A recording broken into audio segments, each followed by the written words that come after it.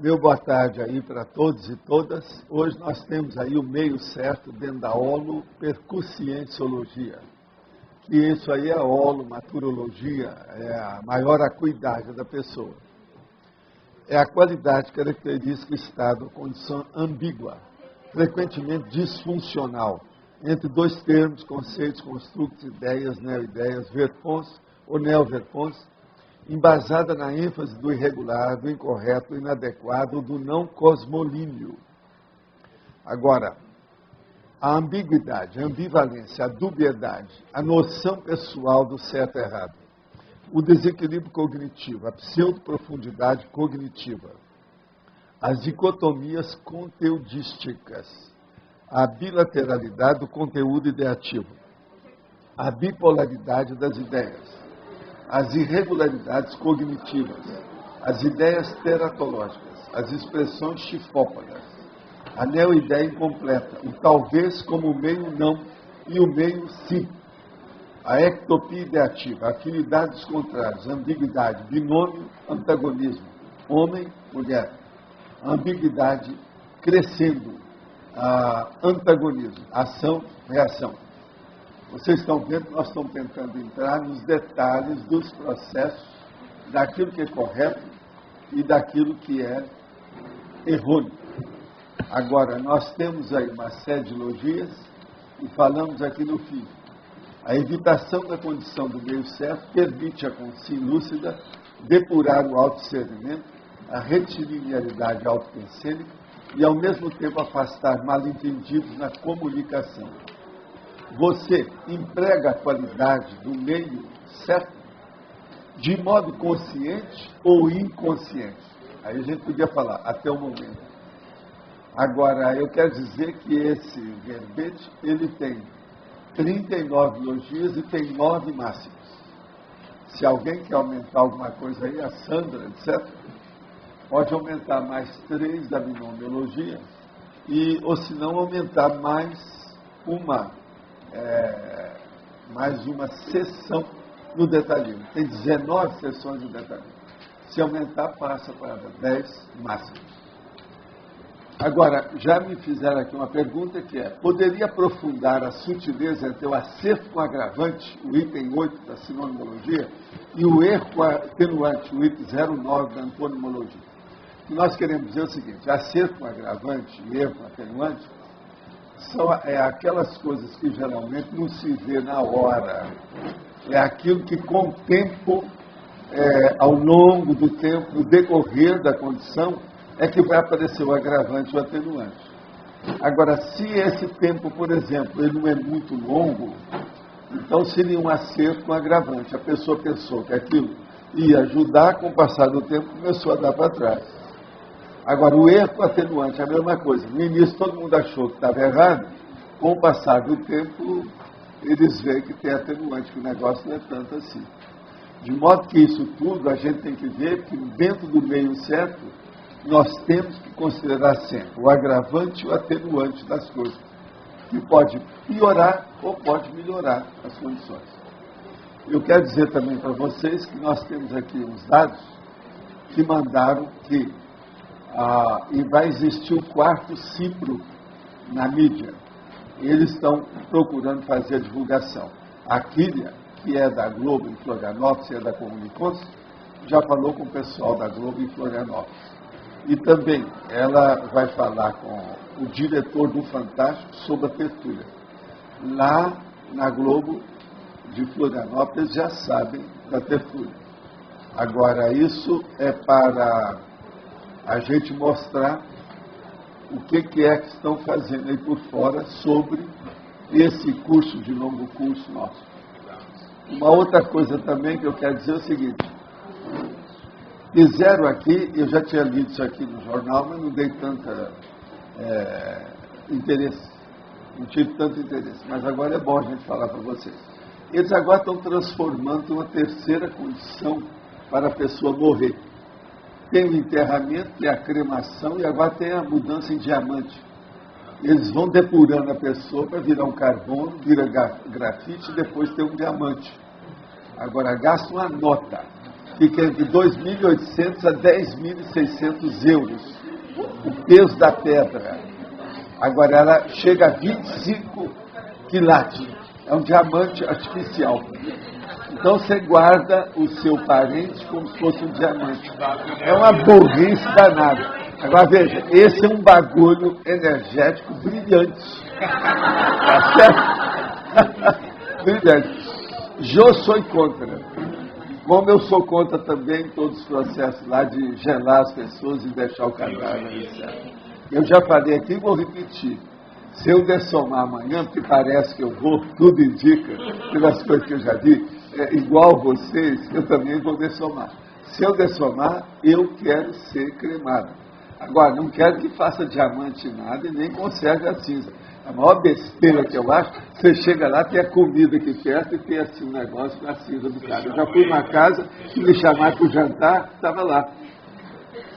Então, veja, a cinza do cadáver do vovô junto com a comida da vovó. Está entendendo? É um negócio estranhíssimo. Agora, tudo é um processo dos idiotismos culturais. Agora, então, eu não. Eu sou favorável que faça, que arranje as cinzas e jogue em algum lugar para sumir. O ideal é no Oceano Atlântico. Como aqui não tem, o ideal é as cataratas. Eu acho que nas cataratas não vai perturbar tanto uma poluiçãozinha. Porque tudo é poluição. Não, Tamandazinho, aí vai poluir. Vai poluir. Tem que ser um negócio. E outra coisa, eu aconselho vocês todos irem para as cataratas. Tá certo? Sempre é melhor. E lá, afinal de contas, faz até barulho, tem música. Tem música. A música da natureza. Eu conheço bem os sons da catarata, porque eu já estive muitas vezes lá no Hotel das Cataratas. E lá a gente escuta à noite. Né?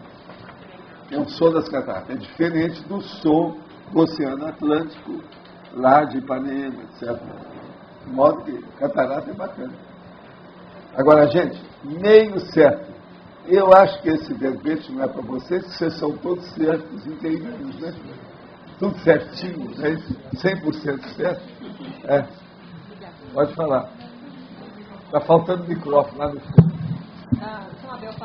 Quem tem o microfone? Aqui, na fatologia, está alto, né? A fatologia na terceira linha, finalzinho, tem a bilateralidade do conteúdo ideativo. Queria que você explicasse isso no meio certo. A bilateralidade, o processo todo é o seguinte.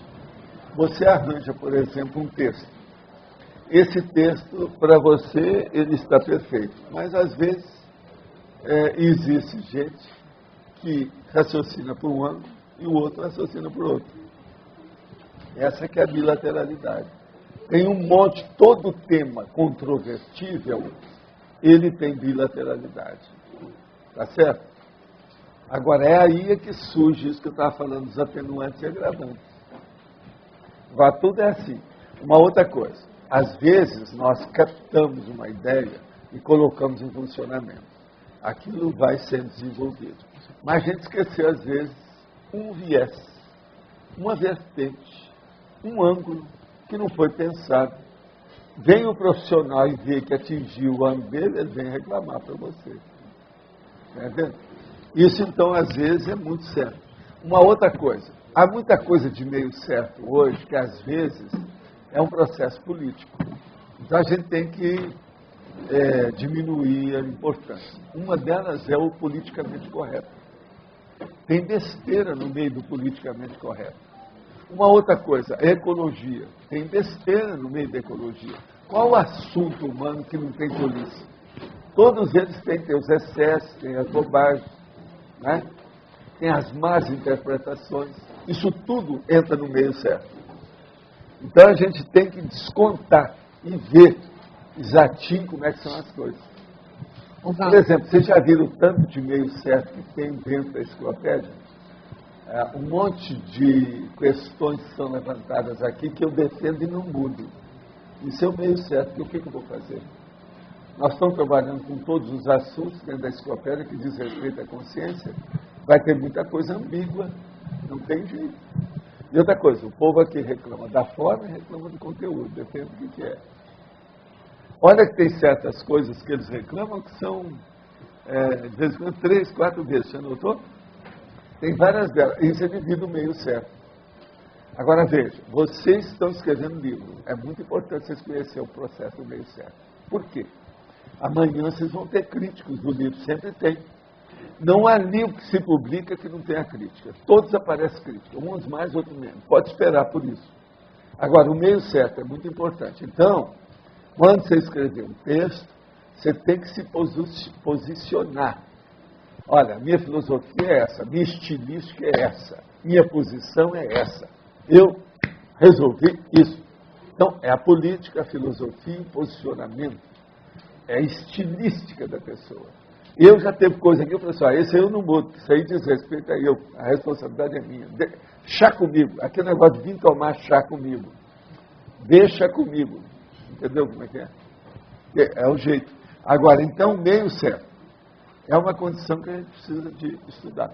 Agora, ó, existem essas coisas, institucionalizado isso aí. Tá certo? Pode falar. Professor Valdo, aqui na fatologia, o senhor coloca aqui, acho que na terceira linha, o senhor coloca aqui a... Deixa eu ver aqui, não é na terceira linha, não. Tem a primeira aqui, que são as ideias teratológicas. O senhor pudesse falar um pouco mais sobre isso? Ideias teratológicas? Sim. Por exemplo, a pessoa que cria uma nova arma. O que você acha?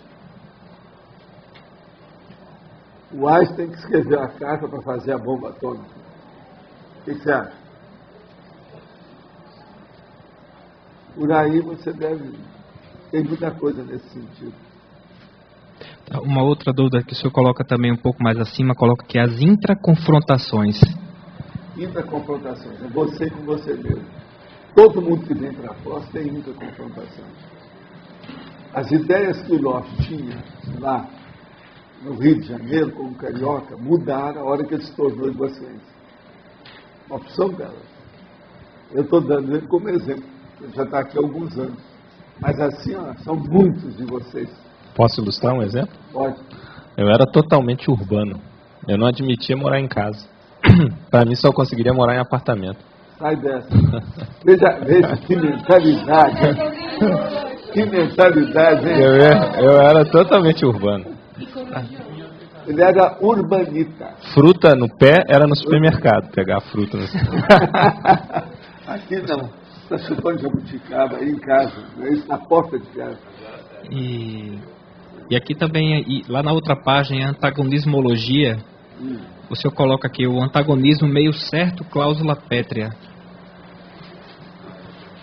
Antagonismo, meio certo e cláusula pétrea. O que você quer? Queria entender qual a relação com o meio certo aí.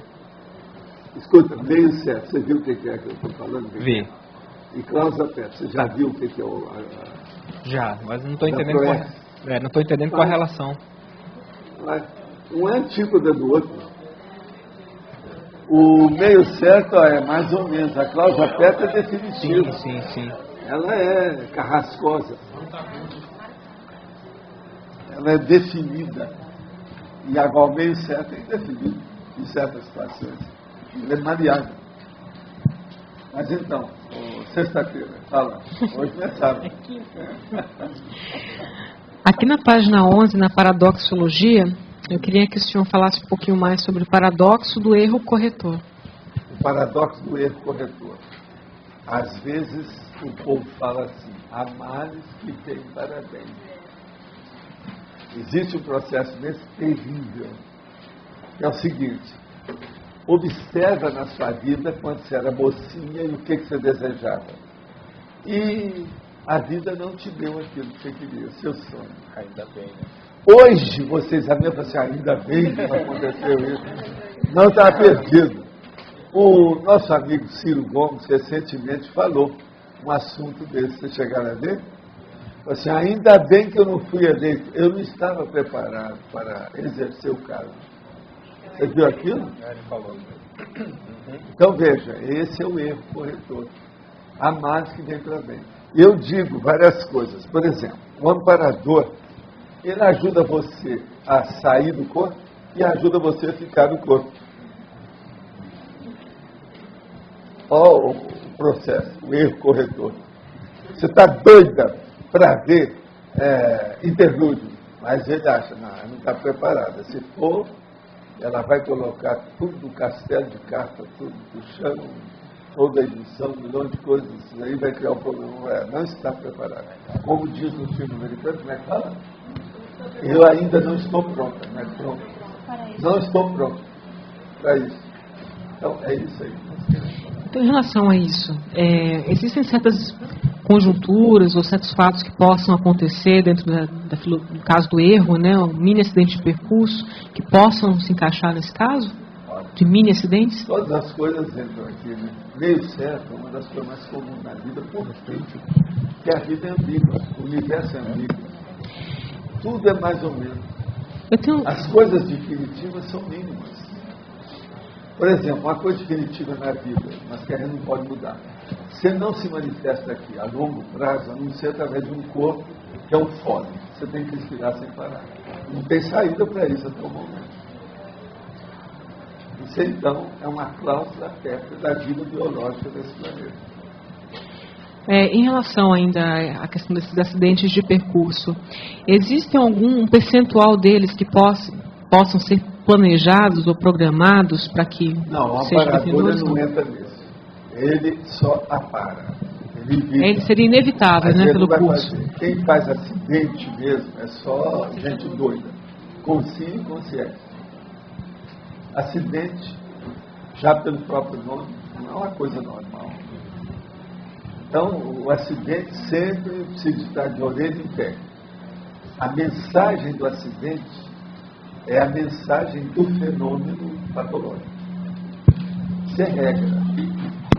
Não adianta querer fazer bonitinho. Agora, veja, é lógico que tem acidentes que são avisos, que são alertas, todo mundo sabe disso. Mas, veja, você precisar de chegar para te cortar a orelha ou dar uma pinicada, você chegar a precisar disso, a coisa não precisava. Né? Com certeza. É um negócio, então, patológico. Eu tenho uma outra dúvida aqui, ainda na página 11, que aqui você coloca, deixa eu encontrar, aqui, na crescendologia, o crescendo erro, correção. Eu queria entender por que não é contrapontologia, que é um crescendo. Por que ele não é um contraponto? Aqui, contraponto e uma série de condições aqui, é aquilo que eu chamo de binômio. Tem mais ou menos 10 coisas que são parecidas. Conforme o ponto, às vezes é bom, conforme o tema é bom é outro. Então eu vou ler para você quais são as duplicidades das coisas. Binomiologia, interaciologia, lá no fundo é mais ou menos a mesma coisa. Crescendo, é um processo de crescer. Tudo isso aí é duplo. Agora, filiologia e fobiologia são também mais ou menos duplos. Mas eu separo, que é para chamar a atenção. Agora, isso ainda tem mais. Além desses aqui, tem outros que não estão aí. Se olhar a listagem aí de 70, você vai ver a opção de coisa das 70 sessões. Então, por exemplo, contraponto. Contraponto, muitas vezes, é antagonismologia. Aqui, ó, tem antagonismo também. São as coisas, são os duos, que eu chamo, duplos. Duos. Entendeu? Por exemplo, a dissociação é um duo. A dupla evolutiva é um duo. O par é um duo. O casal é um duo. Você entende? Agora, então, essas coisas, eu não posso colocar sessões que sejam muito aproximadas. Essas aqui dão definições diferentes. Por exemplo, antagonismologia, ela é diferente crescendo. Crescendo mostra um desenvolvimento, antagonismo mostra um contrário, uma contrariedade. Binômio mostra uma relação, mas eu não uso a palavra demais de relação, que é a mesma coisa de binômio. Você está entendendo? Não? Então, é um duo. Presta atenção no duo. Agora, por exemplo, o paradoxo. Até um certo ponto, ele pode caminhar para ser um antagonismo. Entendeu? Paradoxo geralmente é um nu também, até um certo ponto. Então, olha bem lá no Homo Sapiens Urbanizados, aquelas 2 sessões sobre o processo de palavras. Isso, relações opositivas e as favoráveis. É interessante para ver isso aí. Agora, ó, eu chego às últimas consequências como livro nenhum fez que eu já tenha visto na minha vida. O tanto que eu estou falando isso aqui nunca se foi feito. Por exemplo, vocês já viram algum livro que fala tanto desses temas aqui, ó, binômio, trinômio, polinômio? Você já viu, Roberto, você que lê muito? Não tem nenhum. Agora veja, eu estou usando os recursos que eu posso. Outra coisa, você já viu algum livro que fale tanto sobre homens, do jeito que eu uso? Tudo são técnicas. Agora, ó, tem inspiração dessa que é minha mesmo quando eu estava na intermissão. Eu olhava os caras aqui que eu estava escrevendo na literatura, mas isso aí... E tem as logias também, né? Amanhã. As logias também. É tanto que eu tenho mania de processo de homem, desde rapazinho. Eu já discutia isso com o meu professor. Você tá entendendo? Outra coisa, processo do mega pensando trivocabulário. Nunca ninguém usou tanto do jeito que eu uso. Isso aí eu pesquisei. E outra coisa, a hora que eu trouxer aí as 200 técnicas para montar um mega pensante, vocês vão ver o tanto que eu estudei. O cara vai olhar aqui e vai dizer, você estudou isso aí muito tempo para chegar a essas conclusões. Que eu disseco o processo da gramaticologia, da filologia, da linguística, para arranjar 200 técnicas diferentes. Como é que você junta 3 palavras? Isso aí não tem parte nenhuma. Se vocês têm, arranjam, porque eu procurei antes, não encontrei. Vai trazer procurei em outros idiomas, na Europa, nos Estados Unidos, até no Oriente. Vai trazer para nós, professor? Vai trazer para nós as 200 técnicas? Ah, mas é que o negócio é muitas páginas. É igual agora, por exemplo, como é que eu vou fazer com essa da Consim Frutariana? Ela tem 12 páginas, no mínimo. São 400 frutas. Isso aí não tem, do jeito que está lá. Por exemplo, aquele autor que nós estamos colocando, ele não tem as 400 juntas, tudo daquele jeitinho, não tem? Tem, mas não faz. O problema é que não é prático. E eu não, eu coloco a coisa para a pessoa ver, eu dou impacto. Isso aí é que é o gancho didático. Eles não usam, eu uso até. Mas ó, você entendeu aí, mais ou menos? Professor Valdo, a gente pode fazer alguma correlação entre o meio certo e o pseudo-bem? Pode. Até um certo ponto, às vezes é. Agora, o pseudo-bem pode ser bem intencionado ou pode ser mal intencionado. Então, o meio certo depois pode evoluir para um pseudo-bem? Pode. Não, isso aí é que nós estamos falando. Dessa interrelação, você está né? falando aí a mesma coisa que nós falamos sobre os atenuantes. Tá. Olha que está na sintonia antonímica. Agora, o que eu quero, quem quer que eu fale? Está aqui semi-correto. Esse verbete é um medicamento profilático quanto àquele processo que a gente fala do erro lógico. E todo mundo aqui quer que seja assim. 1 mais 1 igual a 2. Tá. Pode ter 2,1. Quer dizer, a Rosa não está aí. Eu sempre chateio ela. Se deixar, o povo não quer saber do erro lógico. Aqui, ó, nós estamos mostrando como é que o erro lógico é inevitável dentro da ambiguidade do código. Aqui tá Meio dentro... certo já vai fazer todos vocês pensarem nisso. Uma outra coisa. Alguém aí teve alguma aula, em algum curso na vida que falaram em meio certo para você? E outra coisa. Vocês já viram lá no WAIS? Tem a palavra meio certo? Pega lá para nós aí o WAIS e vê se tem. Muito chato, né? Eu trago umas coisas que são tão óbvias para mim, eles vão olhar, não tem nada. Olha na internet, não tem, olha lá, não tem. Vocês boiam. Mas o que eu vou fazer? A consciência. A consciência amplia tudo. Meio certo. Vê se tem. Às vezes. Pode perguntar? Pode. Professor, aqui na página 11, efeitologia. Os efeitos colaterais das palavras. A gente sabe que a intenção é que vai qualificar a assistência que a gente vai fazer. Mas para essa assertividade na comunicação ser bem pontual, bem objetiva, quais são os fatores que a gente tem que estar bem atento para poder... A primeira coisa que tem é um negócio antes disso, é um pré-requisito, muito sério. Pondera, não admita nada que eu falo como eu falo para vocês. Olha bem com lógica, analise e vê se eu estou certo. A primeira coisa é o seguinte, é impossível você falar alguma coisa que todo mundo vai entender e que você vai agradar a todos. Sempre vai ter ressalvas e restrições. Isso é impossível. Você ter tudo certinho. Então começa por aí. Por mais esforço que você faz, sempre alguma coisa fica obscura. Por quê? Os leitores, por exemplo, no caso do texto, de uma redação, os leitores têm experiências diferentes uns dos outros. Então isso é inevitável. Agora, o que você pode fazer como esforço? Que é a sua pergunta. Você tem que olhar se, na hora que você leu, você entendeu isso. Agora, se você começar a aprofundar demais os temas, desista disso que eu estou falando. Por quê? Se chegar num certo ponto, e aquilo que chama de erudição, por exemplo, tem dicionário mais erudito do que outros.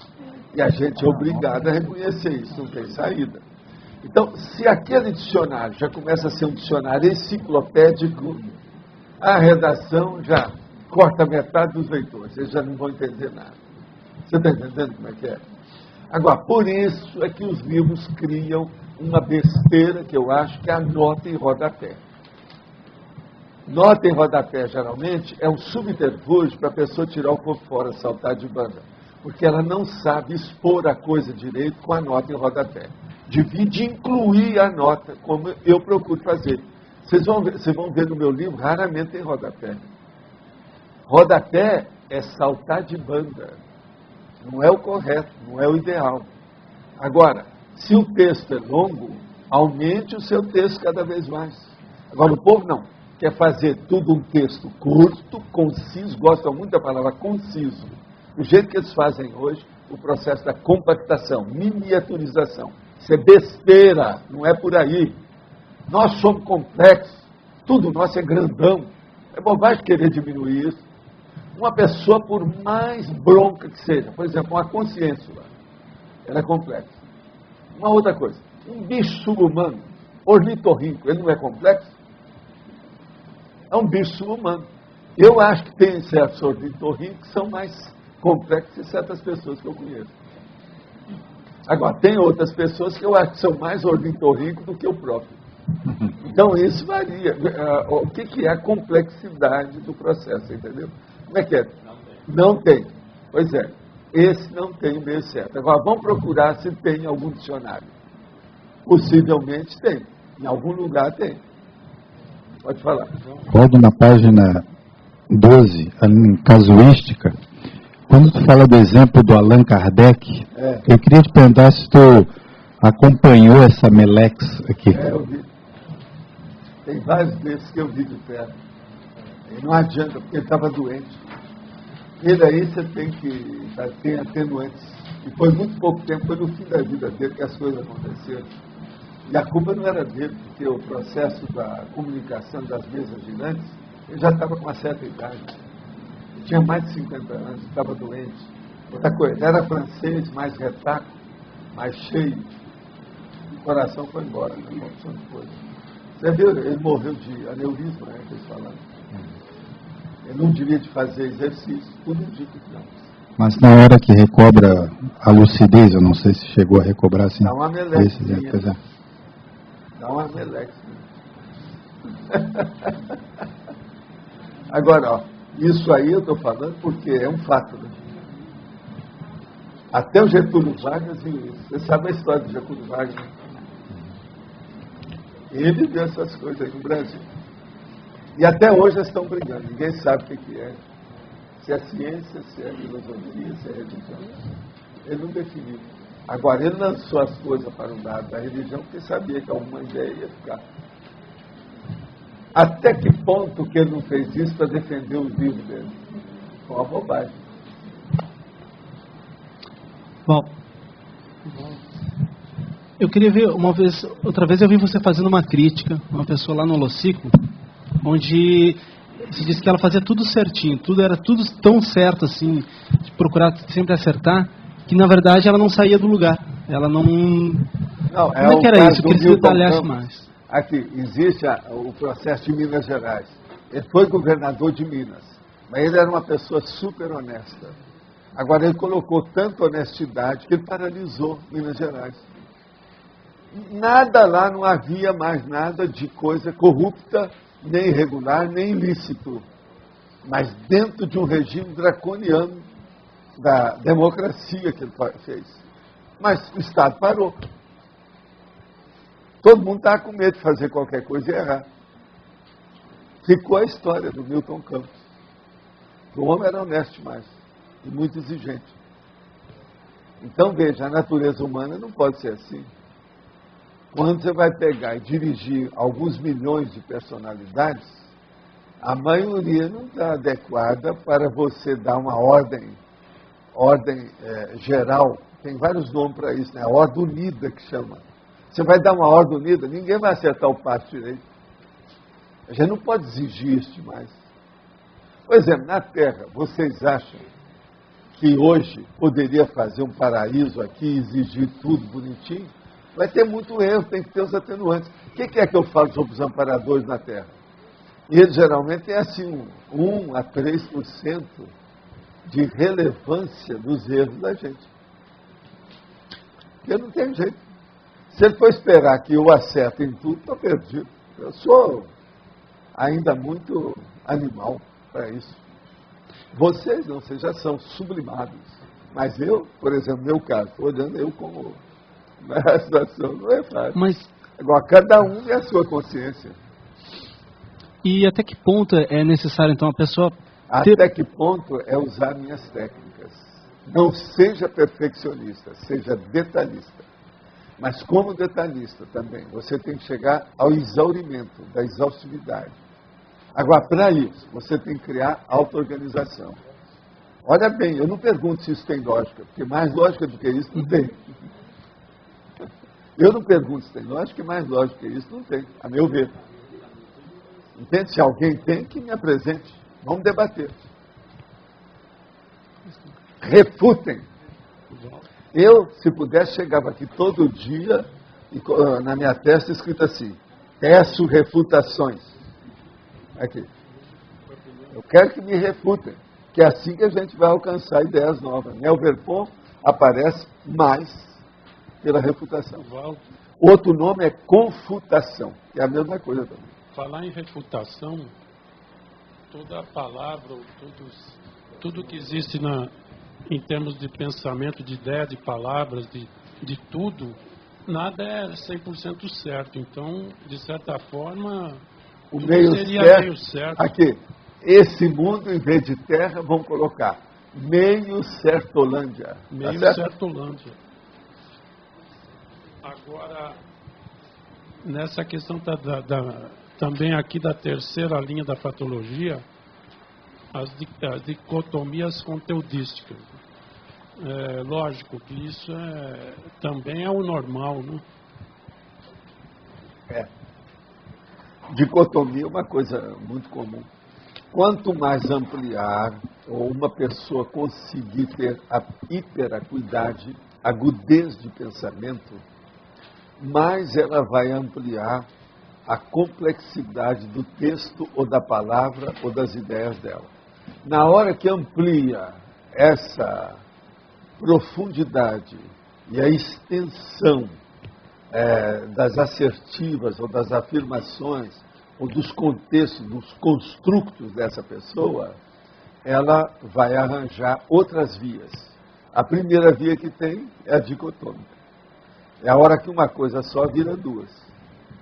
Então, isso aí, as dicotomias conteudísticas, são as primeiras que aparecem na questão. Agora, o meio certo é dicotômico.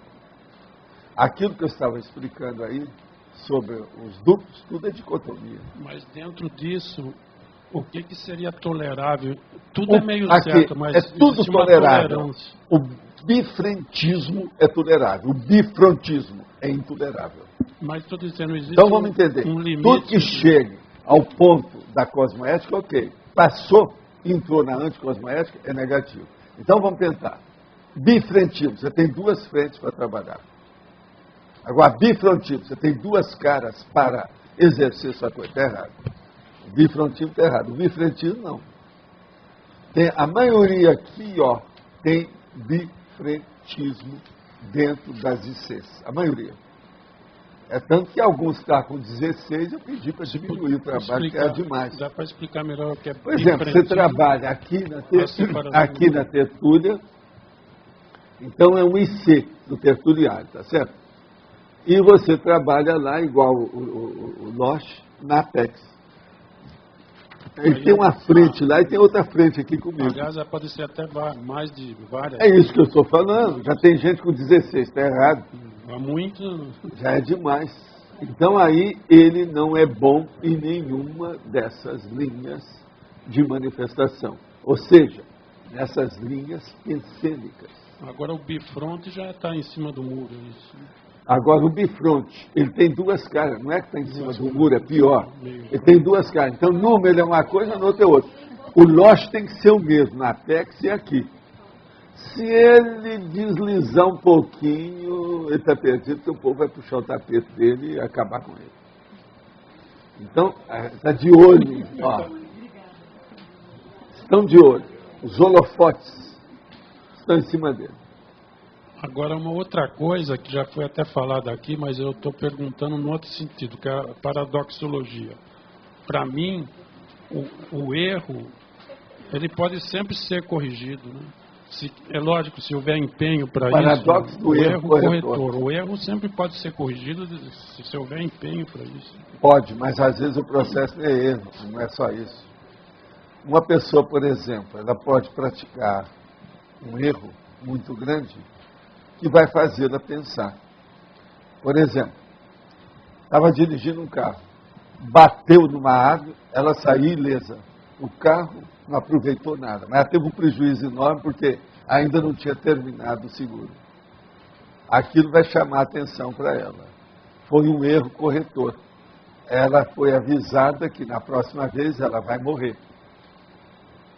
Porque se salvou, o carro tinha 4 metros, ficou com 1 metro e ela conseguiu salvar, espirrou lá de dentro apenas com leves escoriações, aquilo foi um aviso para ela. Então, o erro vai corrigi-la, se ela pensar. Né? Mas eu poderia dizer que a evolução é uma sequência de erros corrigidos, sei lá. É isso aí. Todo mundo, antes de acertar, quase sempre erra mais, né? E outra coisa, é teimoso para errar, né? Você não, viu? Não, você não é. Você não bate no peito, você não é italiano, você é ótimo. Menos. Eu queria voltar naquela questão ali do Gabriel, que o senhor colocou essa condição da pessoa que era tão honesta, né? Que empacou um estado inteiro. Eu queria... Então tem aquele negócio de São Paulo. Ele rouba, mas faz. Isso também está errado, é o outro extremo. Eu queria Nós temos que ficar no meio termo cosmoético. Não, entendi. É só uma dúvida, até em termos da abordagem. Porque quando o senhor fala assim, era tão honesto que, parece assim, não pode ser muito honesto, mas era questão da rigidez, não, né? Tem como gente, é que é isso? Não, é o pseudo-honesto. É honesto entre aspas. Aqui, ó, aspas. Mas não era o caso dele, né? Ou era? Dele? Ele estava errado. Ele exigiu demais. Uma honestidade excessiva, na minha terra, vira ditadura na política. O cara acha que é o tal, que ele é o sábio, é o dono da sabedoria do cosmos. E ele começa a impor as ideias dele, isso é ditadura na minha terra. Não, entendi. Toda ditadura começa por uma pseudo-sabedoria. Não, entendo. É que na minha cabeça, como é que funcionou? Quando o senhor começou a falar da honestidade, aí já não era mais a questão da honestidade, era a rigidez e que você caiu... Não, é o processo das palavras. Sim, palavras mas você pode repor em itálico, entre aspas. Não, entendi. Tem que ver. Por isso que a gente fala, fecha aspas, abre aspas. Entende? É porque honestidade, abre aspas. Honestidade, fecha aspas. Não é porque eu estou estudando essas coisas, você sabe, né, Valdo? Então eu quero ir no sei. detalhe para Não, poder eu estou te entender dando o problema, como é que é. Não, entendi. Tá. Tem muita gente que usa as palavras, por exemplo, evangelho. Evangelho é uma palavra que era para ser usada em favor de todo mundo de uma maneira positiva. Mas você quer coisa mais draconiana do que evangelização? Presta atenção. Evangelização é igual à Inquisição, é igual ao Holocausto. A imposição é das piores coisas que tem. No entanto, a Igreja Católica, todo mundo bate palmas para a evangelização. Eles têm o despudor até hoje de usar em várias religiões que tem por aí a palavra evangelização. E doutrinação? Também tem livro que está saindo agora, recente, com a palavra doutrinação no título. Quer dizer, outra coisa, a política de doutrinação da esquerda. Tudo isso que se faz aí para fazer revolução, tudo é doutrinação. As pessoas ficam tudo bitoladas. Tudo errado. Então veja, evangelho, que é uma palavra que devia ser pura. No entanto, é uma arma, ela mata. A evangelização tem matado muita gente, através do tempo. Foi a evangelização que criou as cruzadas. Presta atenção, é a evangelização que está criando os homens e mulheres e gestantes bombas. Isso tudo é evangelização. O outro nome para evangelização que eles gostam de usar hoje é outro, é fundamentalismo. É o fundamentalismo. Agora, do ponto de vista técnico, ciência, o nome é ortodoxia. Ortodoxia, evangelização, doutrinação, dogmática, entende? Outro nome que às vezes eles usam é instrução. Vamos dar instrução. Agora, em italiano existe uma palavra que se chama aggiornamento. Aggiornamento. Tá certo? Também é por aí. Tudo é parente. Em matéria de meaning, de significação, de acepção. Não entendi. É porque esse verbete, né, a palavra meio certo, para a mentalidade mais rígida, é um desafio. É isso que eu quero. Que espremer para sair. Qual que é a mais bonita entre as duas? Ele falou, a do meio. Ninguém admite isso. É o chamado erro lógico. É o meio certo. Agora veja, uma boa parte da criatividade, das ideias novas, tem que começar pelo meio certo. Você pega aquilo que é o certo para você e começa a forçar a barra. Aí você vai achar o meio certo. Às vezes, uma alteração desse tamanhozinho só já criou uma ideia nova. Igual o pior da história é isso. O pior da história é que tudo isso aí tem lógica. Quer dizer, o Einstein ainda não tinha descoberto que existe a palavra meio certo. Nem ele, que é o melhor dicionário da língua portuguesa. Tá certo? Tá meio certo. Não, ele tem. Mas ele não tem, o dicionário não tem, que é o melhor da língua portuguesa. Vai falando, vai?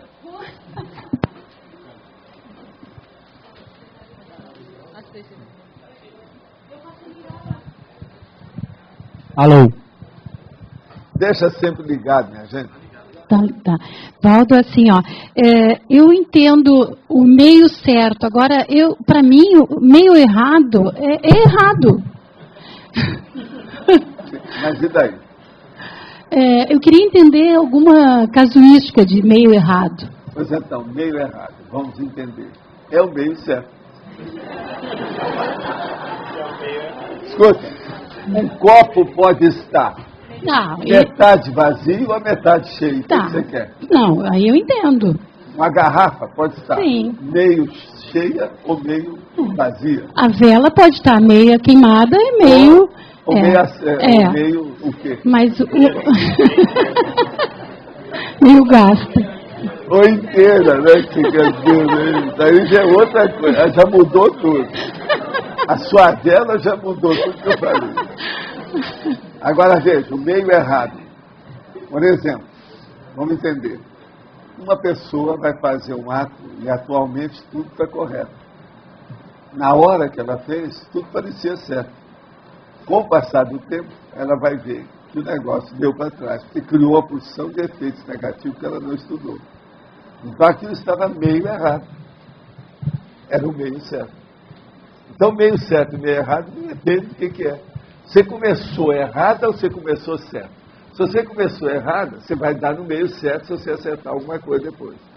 Se você começou com errado, você vai dar no meio certo se você acertar depois. Está entendendo? O contrário. E vice-versa. Entende? Ou, se quiser, vis-a-vis. Existe o vis-a-vis também.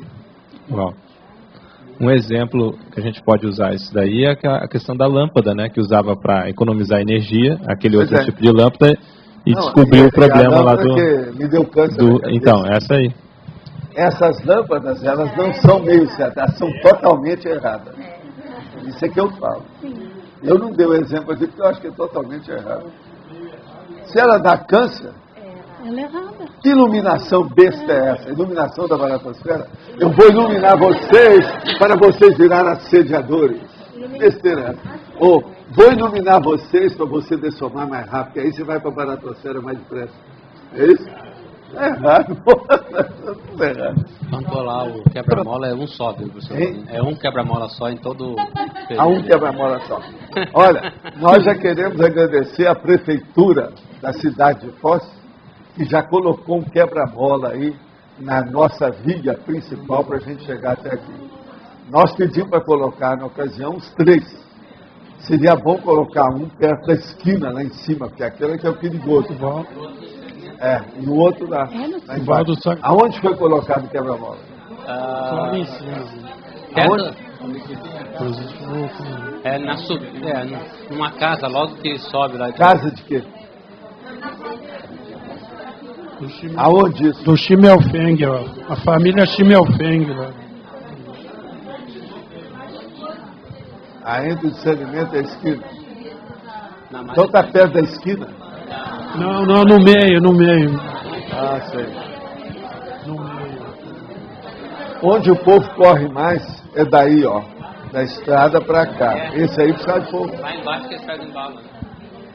Valdo, só essa questão do meio certo e meio errado, é só para você explicar, o meio errado está na antonímia, só para explicar isso.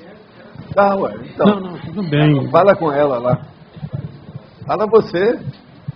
Não, que o meio errado está na antonímia, se você explica. Não, mas então tá bem, o porquê disso, só o porquê. Ela está mais certa do que errada. Professor, aqui na sequência, também na exemplologia, na sequência desse assunto aqui do meio vazio e meio cheio, então, no caso ali, o menor e o maior, como é que fica aí? Porque se um é igual ao outro, equivalência ali, a equivalência do... É porque no meu caso aí, o copo vazio é que manda, né? Esse é o menor. Agora o cheio. Por exemplo, eu enchi um copo de ouro. Ou de água potável. Qual que é o maior? É aquele que está lá. Então, meio certo maior, o copo meio cheio. Eu estou chamando a atenção para a água potável que está lá dentro.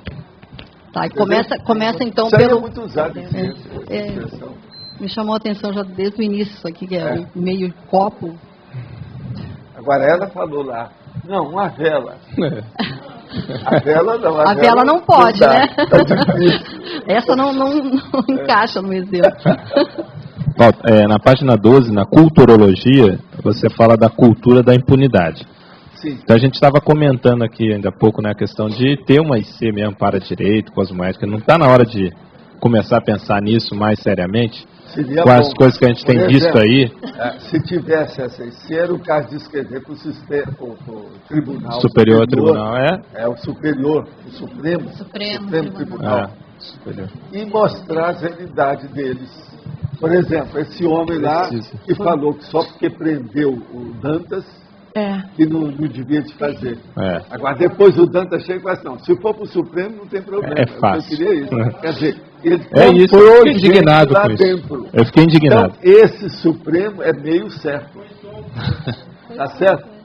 Foi solto? Para não falar que é totalmente errado. Hoje já foi solto. Foi solto. Foi solto. Aquilo que você falou, quanto tempo vai ficar?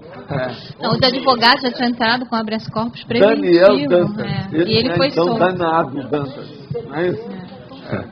Demorou um pouco. Agora, eu acho que tinha que pensar mesmo nessa questão da IC aí, os advogadas, porque Fazer um IC.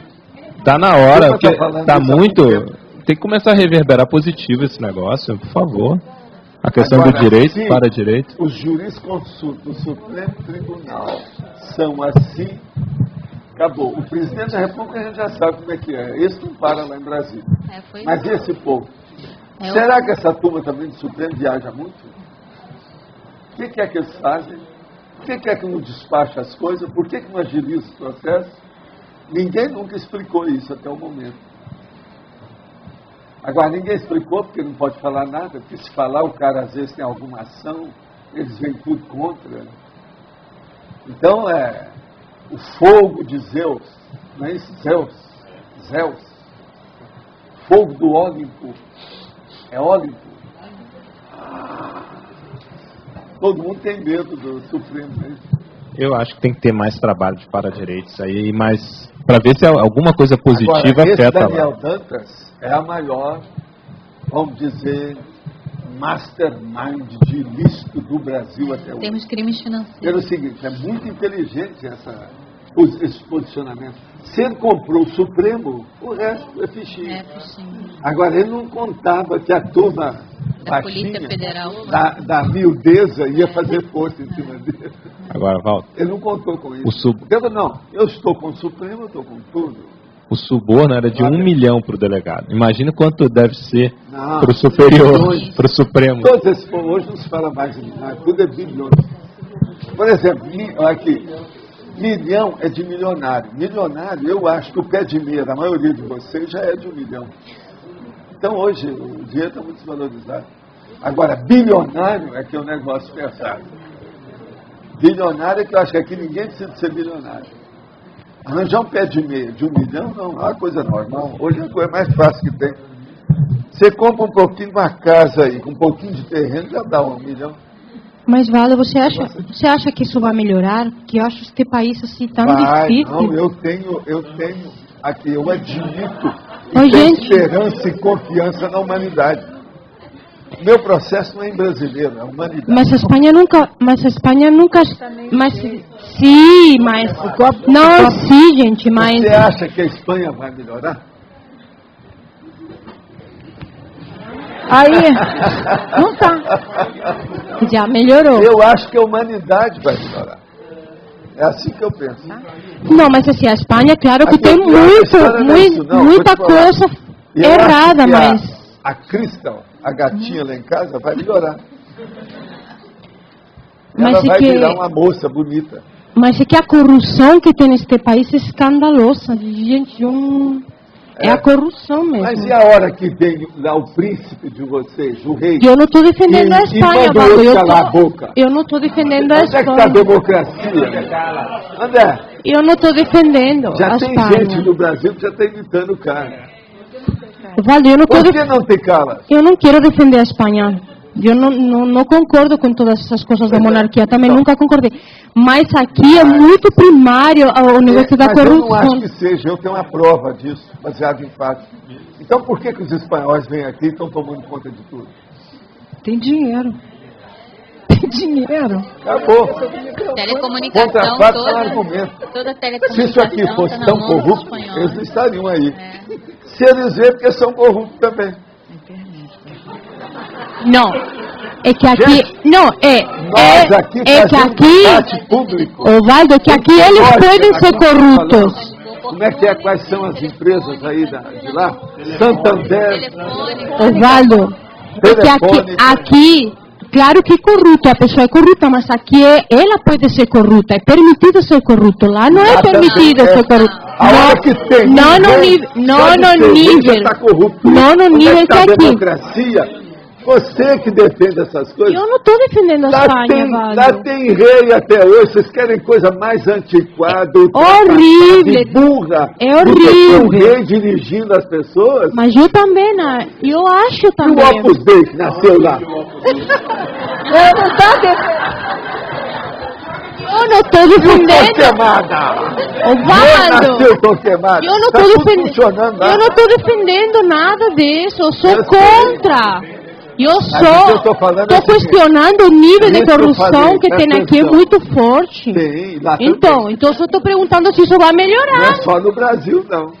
Você quer mais corrupção que nos Estados Unidos? Aqui se rouba aos milhares, nos Estados Unidos é aos bilhões. Isso é terrorismo, eu sei. E o ETA?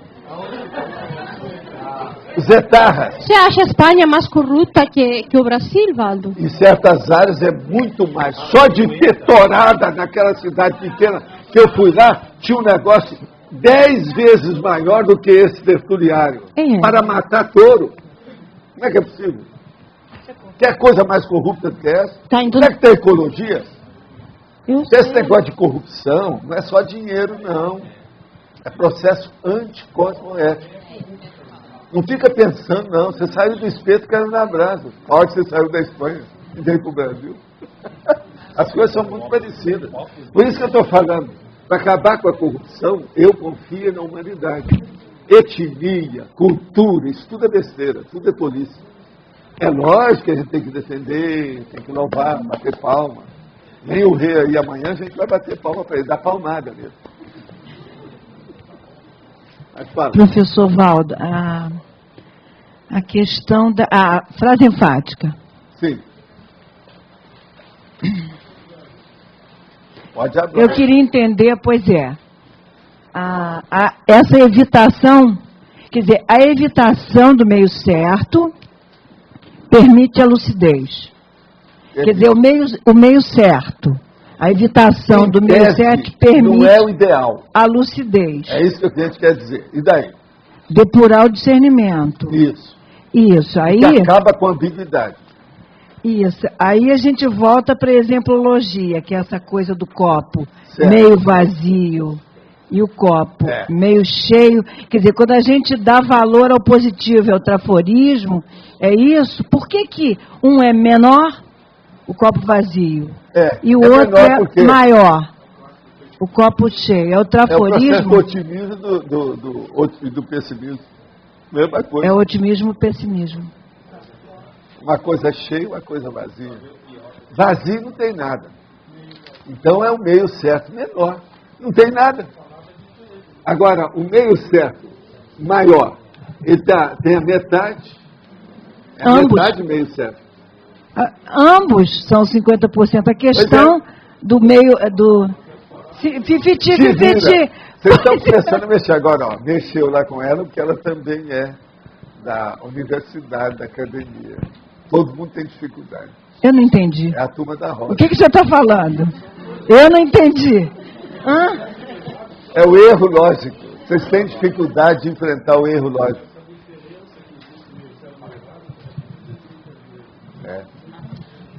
Não, e outra coisa. Então, isso é taxativo. A ciência convencional, isso aí eu estou mexendo justamente na eletronáutica. Tudo tem que ser taxativo, é o maior erro. Então, por exemplo, tudo tem que ter a matéria. Não existe consciência. Isso tudo é a definição dele. Agora eu viro para você e falo assim, não é assim. A consciência que manda na matéria. Professor... Nós estamos numa dimensão, existem muitas outras. A turma não admite isso. Então, por isso, essa primeira questão, empregar a qualidade do meio certo. Agora, eu vou ler todo de novo e vou interpretar. Você vai ler de novo... A hermenêutica da frase enfática. A evitação da condição do meio certo permite a consciência lúcida depurar o autodiscernimento. Por quê? Ela vai evitar ao máximo a ambiguidade. Então ela vai definir, que é isso que a ciência quer. Então a ciência acha, nunca faça uma investigação, uma pesquisa, uma abordagem, um approach, se você está participando daquilo. Sempre é uma pesquisa não participativa. Isso é falácia, não existe. É um erro da ciência, um dos maiores erros que a ciência convencional tem. Só de você pensar numa coisa, o seu pensamento, a pensenização, o N do pensene já está influindo naquilo que você está falando. Então, todo mundo tem influência naquilo que a pessoa faz. Toda manifestação pensênica é interativa. Não existe separação disso. Acabou. Agora vamos falar igual esse, peremptoriamente. Não há saída para isso. Banana para quem pensar o contrário. Eu tenho certeza. Agora aqui. Então a consciência aí vai depurar o autodiscernimento, a retilinearidade autopensênica, porque ela vai ficar mais próxima da realidade daquele momento evolutivo. E ao mesmo tempo ela vai afastar mal-entendido na comunicação. Então, por exemplo, a hora que a gente fala o erro lógico, ninguém vai entender por que é que teve isso. As duas moças, a do meio é mais bonita.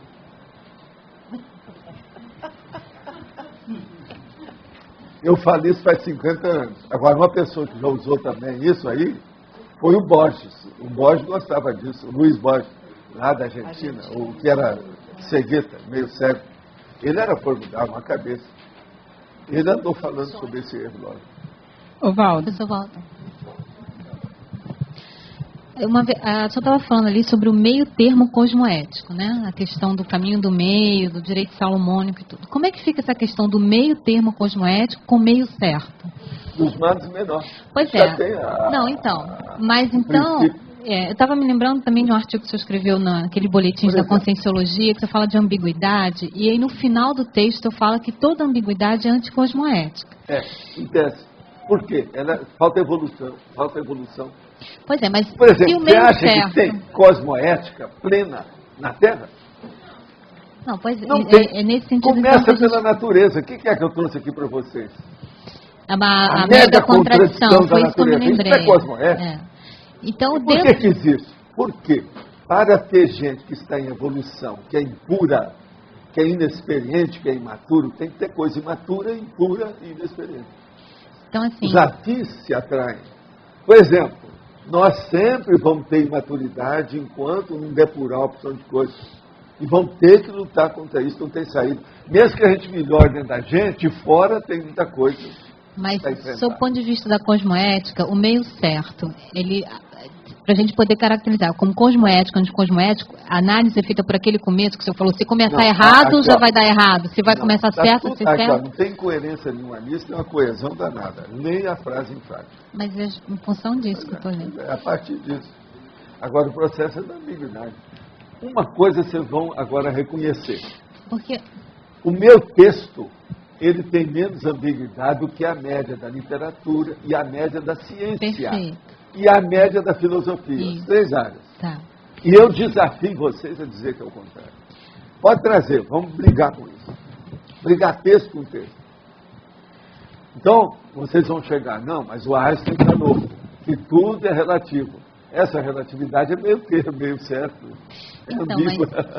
Tudo é relativo. Mas essa que é a minha dúvida. Ele quis provar isso pela física. Ele defendeu o meio certo, mas não defendeu o resto.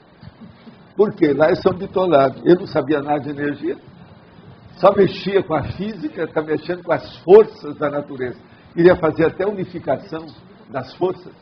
E morreu sem fazer. Então, como o tema central é neutro, é isso que eu queria saber. Pela cosmoética, como é que a gente pode fazer uma análise final de uma situação meio certa? Falo isso mesmo que eu falei. É a aplicação desse princípio? Então vai 51%, 49%, vai ser nessa base? Atenuantes, agravantes? Se você depurou a sua cosmoética, você vai ver que ela tinha uma nesga de coisa errada. Pois é, justamente nesse sentido. A vida sentido. humana é assim, não tem saída.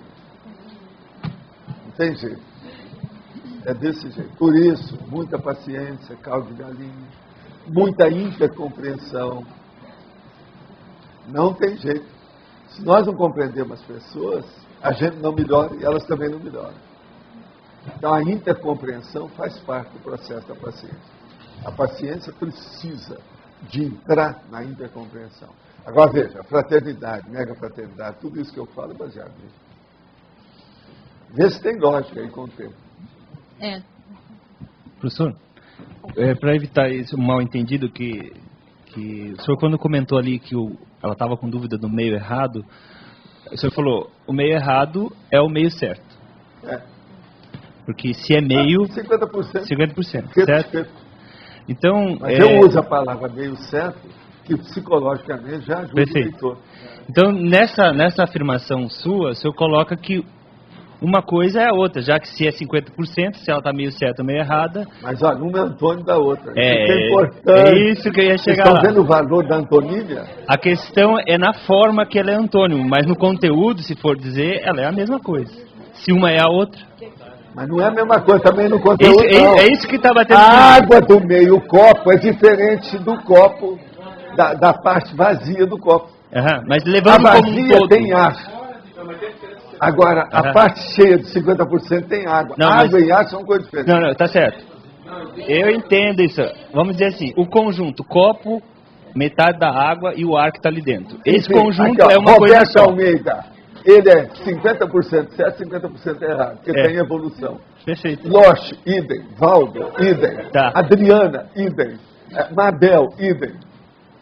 Agora, vocês não, eu não acho que seja 50%. Vocês têm 80% certo e 20% errado. A gente já faz existe um problema na filosofia que é observador e objeto. No caso, vamos tratar do objeto. Porque a diferença meio cheio e meio vazio é o subjetivo do observador. Isso também é besteira. Pois é. Já mas entrou aí a filosofia. Já entrou. Não, só estou usando como argumento. Certo. Que eu estou falando do objeto. Quando falou que o meio certo é igual ao meio vazio, ou meio cheio, no caso do copo, agora, Roberto, é igual... Roberto, que sentido que é igual? Tudo é falácia. A hora que você pega a semântica da linha de conhecimento, você já saiu para o acostamento. O problema é ver a essência do fenômeno ou do parafenômeno. Quase sempre, todo fenômeno é parafenômeno. Ainda tem isso ainda que eu não gosto de falar aqui, porque senão complica todo mundo. Eu já estou fazendo isso para ver se o povo já entende. Fenômeno, parafenômeno. Se eu falar que tudo é parafenômeno, vai dar um problema danado. E eu provo. Nós já estamos chegando a esse nível. Vocês já estão suscitando as ideias para chegar nisso. Então eu chego para você em qualquer linha de conhecimento.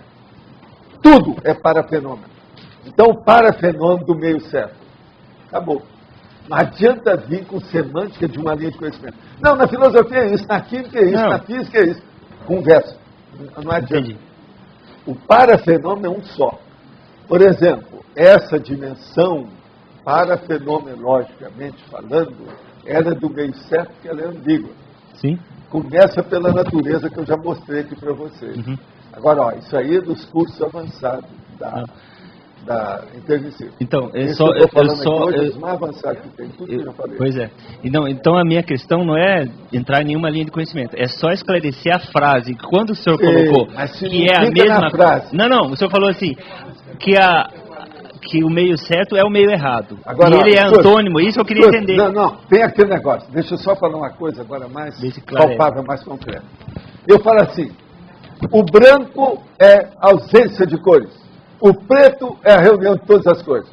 Tem gente que da física que vai falar uma coisa. Ao contrário. Tem o outro da outra linha que vai falar outra coisa. Conforme a linha. Como é que é? É a perspectiva. Como é que é? Você que já estudou isso? A Sandra? É a escala de observação. A Rosa já estudou. É a escala de observação. Não é não. É o approach. Fala lá, como é que é? Olha lá, vamos escutar o que ela está falando. Quando você tem todas as cores do espectro e você coloca ele numa velocidade alta, ele fica branco. Então você pode dizer que também o branco é um conjunto de todas as cores. Tá certo? Agora veja, é uma falácia. Falácia técnica. É isso que eu estou falando. Agora o preto. Por que é a reunião de todas as cores? Porque a cor... Isso aí também é o preto. Põe um monte de cor e roda. O que acontece? Vai ficar que cor? Branco. Como é que é isso? Raciocínio. Então, o que eu estou falando é o seguinte, o approach de acordo com a linguagem é um processo apenas semântico para mim. O parafenômeno mais avançado do cosmos é um só. Não adianta a linha de conhecimento que o especialista vem e quer defender. Eu mostro aquele negócio da mesa lá no meu livro. A pessoa olha de um lado é uma coisa, a hora do outro é outra, a hora do outro, tudo é o mesmo giz. É aquilo. Mas você está entendendo o problema do giz? É a mesma coisa. Agora, o meio certo. O que eu trouxe aqui, que escrevi esse verbete, ele é muito sério, peço a vocês para pensar muito, porque a maioria aqui precisa disso. A gente não pode falar nada que seja um erro lógico, que todo mundo grita aqui. Esse caso, por exemplo, do branco e do preto, a primeira vez que eu falei, não, mas está errado. Na física é uma coisa, para o pintor é outra. E o que eu tenho que ver com isso? É a vovozinha. Professor, na minha terra, branco e preto são diferentes e acabou. Tem uma coisa que eu acho que você disse aí que pode ajudar nisso aí que você está falando. Quando ele respondeu lá para a questão do meio errado. Dependendo do enfoque que você está dando, observador, vai ser ou mais pro errado ou mais que você vai destacar. Então, por exemplo, a pessoa errou. Aí chega, olha, não, mas teve um efeito positivo isso. Então estava meio errado. Agora a pessoa acertou, mas aí veio a consequência negativa, está meio certo.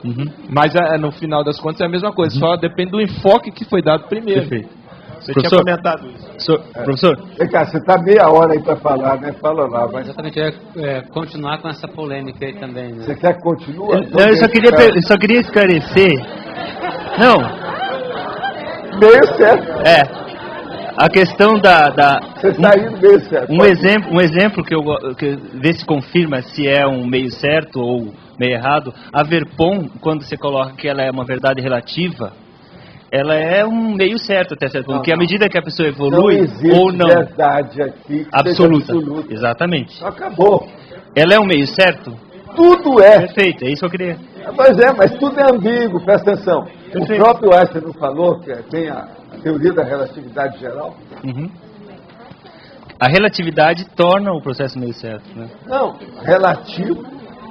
Relativo a quem, né? Absoluto é verdade é 100%. Relativo é percentual. Aqui, ó. Percentual é o relativo, é a relatividade. O absoluto é o 100%. Sim, o que para nós e para o serenão. É isso aí. A diferença básica entre os dois é o foco que se dá, pelo que o senhor está comentando. É o quê? É o foco. É a... Não, focar... Tudo na vida tem um mega foco. Presta atenção. Daí. O problema não é isso, o problema é de acuidade. Você está indo 1 milímetro dentro da profundidade do assunto ou está indo 1 quilômetro?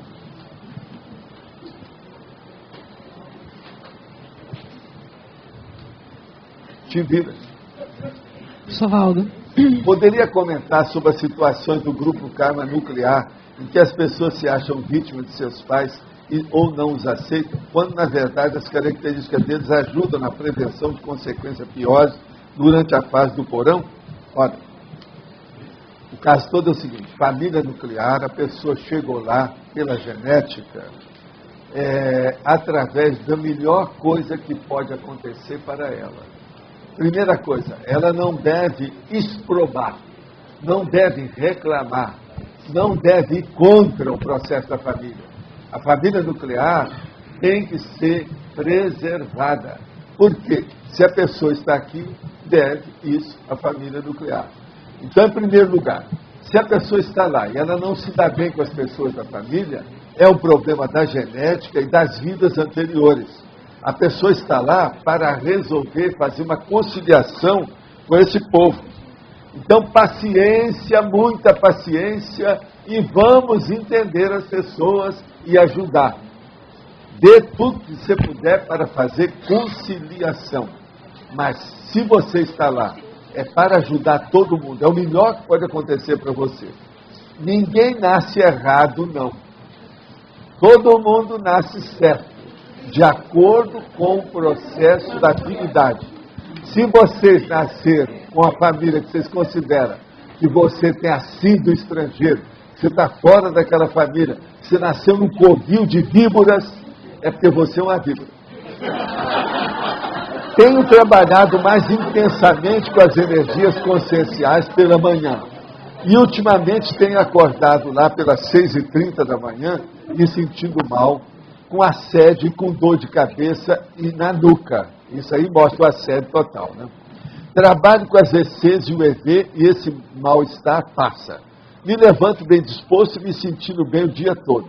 Será isso uma preparação para futuramente praticar a TENEPS? É lógico.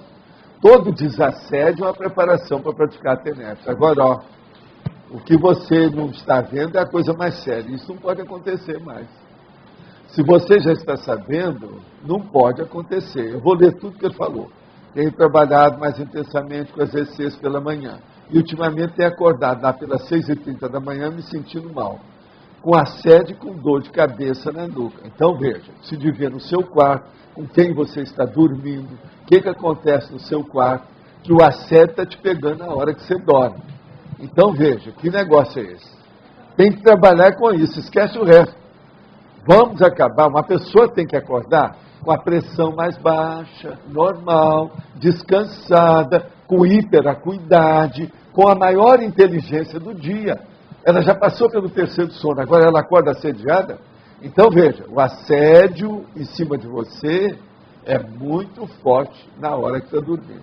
Isso aqui é que você tem que levar isso em consideração, que é sério. Não, precisa ver o que ele está fazendo com isso. Né? Mas tem que trabalhar na hora de dormir. Tem que se preparar para dormir, não está se preparando. E outra coisa, o que ele está fazendo na hora que vai dormir? Não, se é todo dia, isso já é erro dele. Uma vez o senhor comentou que seja tão honesto a ponto de perder o bom senso. Essa frase seria o meio certo? Sim. Tem pessoa que às vezes eu falo, que ela está aí e ela começa a reclamar. Mas isso não, aí eu vou ser poliana. Eu falo assim, que beleza, eu preferia ser poliana do que ser assassino. Isso é o meio certo. Eu coloco tudo que é que tem, que eu posso, como argumento, para mostrar a realidade dos fatos da pessoa. A meu ver, o meio certo pode ser positivo ou negativo. Estou certo? Meio certo? Então existe uma qualidade do meio certo. A intencionalidade pode ser uma medida dessa qualidade? Lógico, não há dúvida que é. Agora, veja, se você tem uma boa intencionalidade para fazer qualquer coisa, você vai errar menos e as consequências também, você vai se arrepender menos. Por quê? Você vai acertar mais. Se uma pessoa vai acertar mais, ela vai arrepender menos. Então, vale a pena ela pensar sempre com intencionalidade pura. Se você começar alguma coisa com má intenção, você se prepara porque as consequências são inevitáveis. Tudo que você fizer vai ficar tisnado pela má intenção. Em um curso que fiz no CAEC, foi dito que a tendência nossa é muitas vezes descartar a informação quando há a dúvida. E que o certo seria anotar na informação, mesmo que essa não seja ainda compreendida. E aprendemos a conviver com a dúvida, porque o entendimento virá com o tempo. Poderia fazer uma relação entre essa ideia da dúvida e o meio certo? Não há dúvida que é isso. Não há dúvida. Tá certo? Que é isso. O problema todo é o seguinte. Existe um processo que você vê uma pessoa e eu olho para ela e falo assim, não, essa é a Adriana. Eu olho aqui para ela, não, essa é a Cris. Eu olho ali para a Arlindo e falo assim, esse é o Arlindo. Eu não tenho dúvida sobre isso. Então, veja, é um approach, é um enfoque que eu tenho certeza absoluta. Agora não, está passando ali uma pessoa, fala assim, será que aquele é o Arlindo? Será que aquela lá é a Adriana? Eu não tenho dúvida. Então, o que eu faço? Não falo nada. Agora, se o negócio é muito sério, me interessa, eu anoto. Às 13h48 eu vi uma pessoa que eu julguei ser o Arlindo, que estava passando na minha frente a 200 metros de distância. E eu guardo, para ver o que vai acontecer amanhã. Isso é que é o correto. Na dúvida, eu não falei nada para ninguém, não disse nada, eu estou estudando, estou fazendo uma pesquisa. Então, na dúvida, você pesquisa. Isso é que eu chamo da abstenção. Você não fala. Então, a gente só deve falar as coisas quando você tem vivência, você tem uma certa certeza. E toda certeza é relativa também. Mas é preferível você ter uma certeza relativa do que ficar na dúvida. Então vamos entender. Olha aqui, substitua as suas dúvidas por uma certeza relativa. Já é uma grande coisa que vocês vão fazer. Em qualquer coisa que for anotar ou pesquisar. Professor Valdo, andei refletindo esses tempos sobre os erros que a gente, no caso eu, cometi nessa vida ainda, os erros passados, com pessoas, as pequenas interprisões que você fez nessa vida. E tem aspectos, tem erros desses que são difíceis da gente consertar, que você não vai encontrar as pessoas de novo. Aquilo passou. Então eu queria entender como que a gente pode fazer para acertar isso. Você vai primeiro qualificar o tipo do erro que foi. Por exemplo, foi um erro que você deixou de ajudar aquela pessoa numa hora que precisava. Naquela ocasião, o dinheiro que você tinha que dar para ela era 5.000 cruzeiros. Então você faz o exame hoje para saber quanto que vale 5.000 cruzeiros, é equivalente à época atual para os reais. Você pega esse dinheiro e vai ajudar as pessoas que estejam na mesma carência daquela. Você vai acertar tudo com a boa intenção enorme que pode ajustar todo o seu processo. Estou falando em matéria de dinheiro, com matemática, com aritmética, com os montantes. Hein? Isso é para tudo. Então significa que se num momento, por exemplo, eu contribuir... Então, existe aquela pessoa que não é o seu caso, tá? Vou falar antes, não é o seu caso. Mas existe aquela pessoa que faz essa ponderação que você acabou de fazer, visando, objetivando com isso, tirar o corpo fora. Então essa está errada. Você entendeu ou precisa explicar mais? Como assim? Não, você explica melhor. Olha só, você, a hora que você está falando isso, vocês têm intenção de ajudar, mas não pode. Mas existe aquela pessoa que fala isso e corta e não pensa nisso mais. Não, isso aí é caso de equidade, passou. É assim que as nossas vidas ficaram para trás e a gente não virou serenão até o momento. Entendeu? Não pode. A gente tem que procurar e ajudar naquilo que pode. Lembra daquele cara do Mato Grosso que tinha filha, que o cara saiu do corpo, foi lá e ajudou, que eu sempre conto aqui. É um gancho didático que eu uso. O cara está lá, só pensa mal dele. E não tem jeito dele se encontrar, porque o cara nem quer recebê-lo. Então ele saiu do corpo, foi lá e tirou o assediador da filha dele, que ele adora a filha. Ele limpou tudo quietinho. Não adianta o outro pensar mal dele, aquilo não atinge ele mais. Ele já fez um dos maiores favores que o cara poderia receber na vida. Vocês estão entendendo isso? Eu já falei isso aqui só 50 vezes até o momento. A retribuição, quer dizer, o conserto disso, você faz sempre na mesma linha como você está explicando, né? Qualificação. Então, se um dia eu ajudei a demitir pessoas, hoje eu tenho que admitir pessoas. Tudo contratar. na vida tem uma aritmética. Então, você vai... mais tarde vira matemática. E num tempo posterior vira matemática superior. É possível, Valdo, a gente arrumar, se foram erros assim, nesse nível, né, se não cometeu um homicídio, alguma coisa que não tem volta, mas você consegue arrumar pelo menos 80% disso que a gente fez errado, que a gente fez tudo certo? A gente vai arrumar 100%. Não nessa agora, não, nessa, tô falando. Demora. Nessa você não pode contar com nada. Uma vida só não resolve nada. Mas dá para amenizar, né, atenuar as coisas. Olha, a maioria das pessoas que conseguem chegar ao completismo da programação existencial, elas acham que podia fazer mais do que aquilo não é pouco. Eu já vi um monte disso. E fora do corpo tem muita gente que fala a mesma coisa. Professor, aproveitando que o senhor colocou, eu justo estava pensando no que o senhor falou ontem a respeito da Complexes. No nosso caso, existem assim critérios que a gente pode estar avaliando desde já, para a gente não incorrer nesse momento de chegar no extrafísico e falar, caramba, podia ter feito melhor. Já, desde esse momento, essa tensão, como que a gente pode trabalhar com isso? A primeira coisa é usar isso aqui que eu estou falando da hiperacuidade. Aqui, nós estamos falando isso. O processo da retilinearidade autopensênica, o autodiscernimento. Esse autodiscernimento é que leva, isso é a hiperacuidade. É a agudeza de raciocínio. É você ponderar mais, é você pensionizar, refletir mais antes de fazer. Com uma reflexão pré-determinada, você erra menos, vai acertar mais, vai ter uma visão de conjunto mais ampla. Cosvisão. O que você acha? Isso não tem milagre.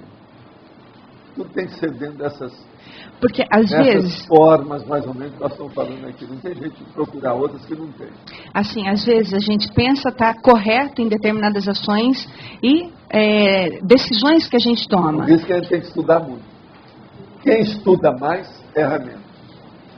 Estudo e estudo. Essa é a base de tudo. Tem lógica? Valdo. Aqui, à esquerda. Pode falar. Eu queria, se você puder comentar um pouquinho mais, que eu acho que eu não estava. Você disse que falou alguma coisa que a natureza é mega contraditória. Não, seria bom dar para ele o rever. Vocês têm por aí? Esse não tem nos livros, pode pegar. Você pega na Mega Store, viu? Tá chama Mega Contradição. Tem na internet também. É bom você ler todo. Depois que você ler, se tiver alguma dúvida, você vem falar para a gente. Teve um momento que o senhor comentou da questão do parafenômeno.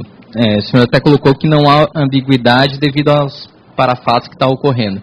Eu queria compreender melhor isso daí. Tá certo. Que aquela hora me chamou a atenção. Escuta só. O cosmos é um só, tá certo? Ou você pensa que tem dois? Não.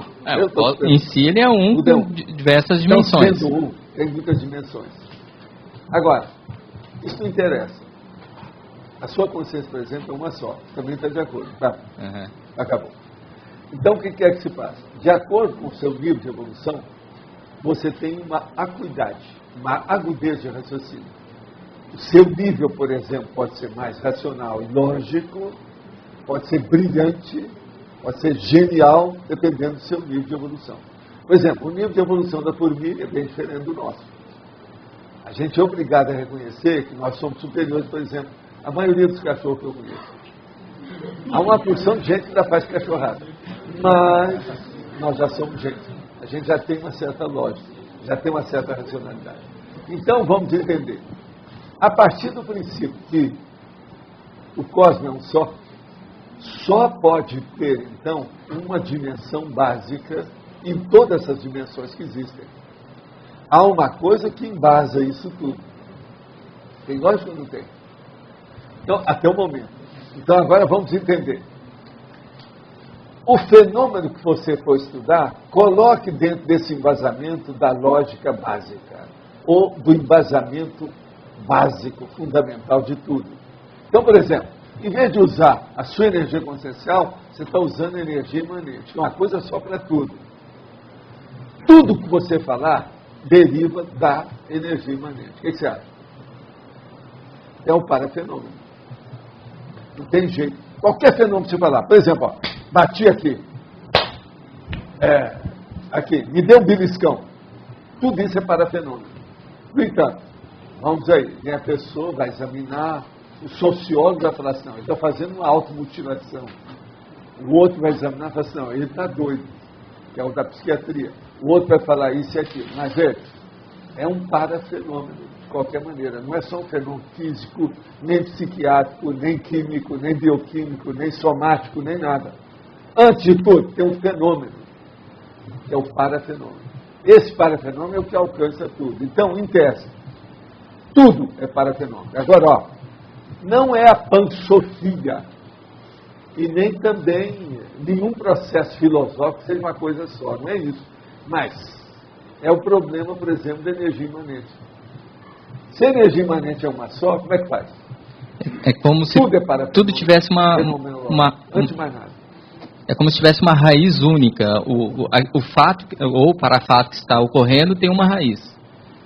É identificar essa raiz. Não tem jeito de fugir disso. O que você acha? Começa a pensar que você vai ter outras ideias sobre o assunto. Agora, em tese, por exemplo, todo fenômeno que você estudar é um parafenômeno. Outra coisa, essa dimensão aqui, ela é o quê? É cria da dimensão extrafísica. É ou não é para você? Então, sempre todo fenômeno aqui deriva de parafenômeno lá. É que eu nunca tinha pensado assim, a raiz única. Todo mundo só pensa pequeno aqui. O que é que eu estou falando? Vamos acabar com a parede, com a janela e com a porta. Eu não quero que abra. Eu quero é que acabe com o muro, a muralha, a janela, a porta. Acabou, não tem mais cerca. Por isso que a gente vem para fora. Tem que acabar com as fronteiras. Aqui, por exemplo, tem 3 fronteiras. Mas é o lugar que tem menos fronteira. Tem 79 etnias. Já viu o paradoxo de Fausto? Aqui chama Trifron. No entanto, tem 79 etnias. Onde é que estão as fronteiras? Se tivesse fronteira, essa cidade não teria 79 etnias. Nós temos que acabar com as fronteiras. Esse é a mega fraternidade. É a ONU Filosofia. O Estado Mundial é isso. O que é que houve com a União Europeia? Acabaram com as fronteiras dos países. Está dando trabalho danado. Olha só que lá é pouquinho perante a Terra. Ainda não é tudo. Mas olha o trabalho que está dando. Mas estão acabando com as fronteiras.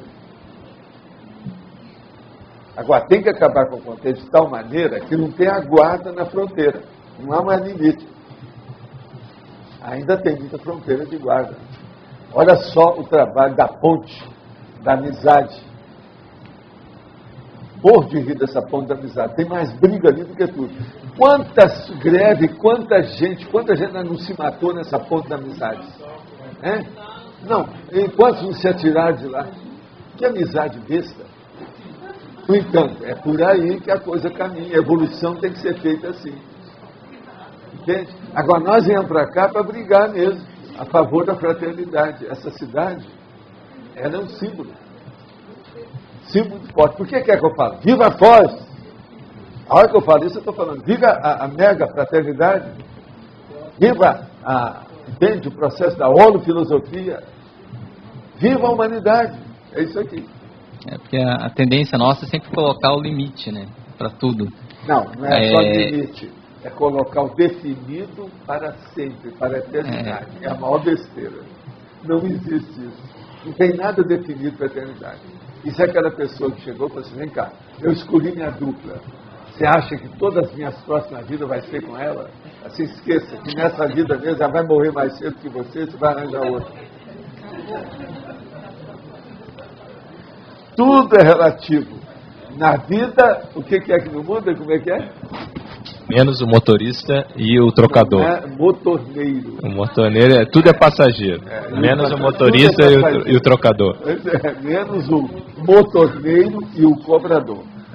Agora, a cosmoética que nós julgamos certa na nossa atual evolução, pode ser anticosmoética em outra comunidade do planeta? Perfeitamente. Está começando a entender o que nós estamos falando. Por exemplo, uma cosmoética sua, se você come carne de boi, de vaca, tem alguma coisa errada. No entanto, aqui, como é que você vai viver sem comer alguma coisa de carne? Se você não come a carne direto, você vai comer indiretamente, porque tem a opção de coisa que é feita tudo na base de molho, disso, daquilo, não sei o quê. Então, em tese, você quer ser cosmoético, bonitinho, tudo certinho, eu não encontrei ninguém. Tudo. Não tem. Desde sábado estou pensando sobre a relação entre ironia e belicosidade. O senhor poderia aprofundar essa questão? Ora, ironia, ela seria o início da bala. A pessoa não pode matar a outra, então faz a ironia. Então é o primeiro alfinete que ela manda contra a pessoa. É uma alfinetada na pessoa. Ironia não é alfinetada? Então é uma belicosidade. Tá certo? Pensa nisso. A ironia como alfinete. O dardinho. Não, o dardinho. Entende? Dardo. Agora, na página 40, em Fatologia, linha 6, poderia falar mais sobre a ectopia ideativa. A ectopia ideativa é quando a pessoa, por exemplo, ela fez um curso intermissivo e veio para cá para cumprir uma ProEx, que é uma Max ProEx, junto com a turma, e devia estar trabalhando aqui com a Max ProEx na CCCCI. Mas ela fica enrolada porque o povo aplaude ela demais dentro de uma religião que ela desempenha um papel lá de verdadeiro sacerdócio. Então o que ela faz? Ela continua com o processo da religião, acaba dessomando lá dentro e a ProEx mesmo foi para o espaço. Ela repetiu então as ideias do passado, uma ectopia, ficou fora da diretriz e foi para o acostamento.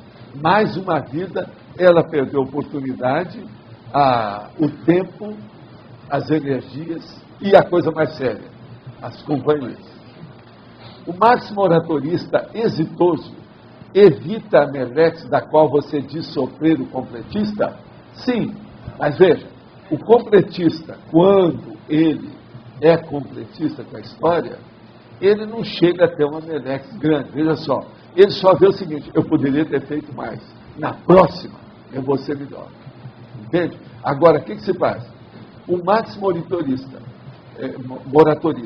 ele, se alcançou um êxito, é a mesma coisa do outro. Ele fez além do que aquilo que eu precisava.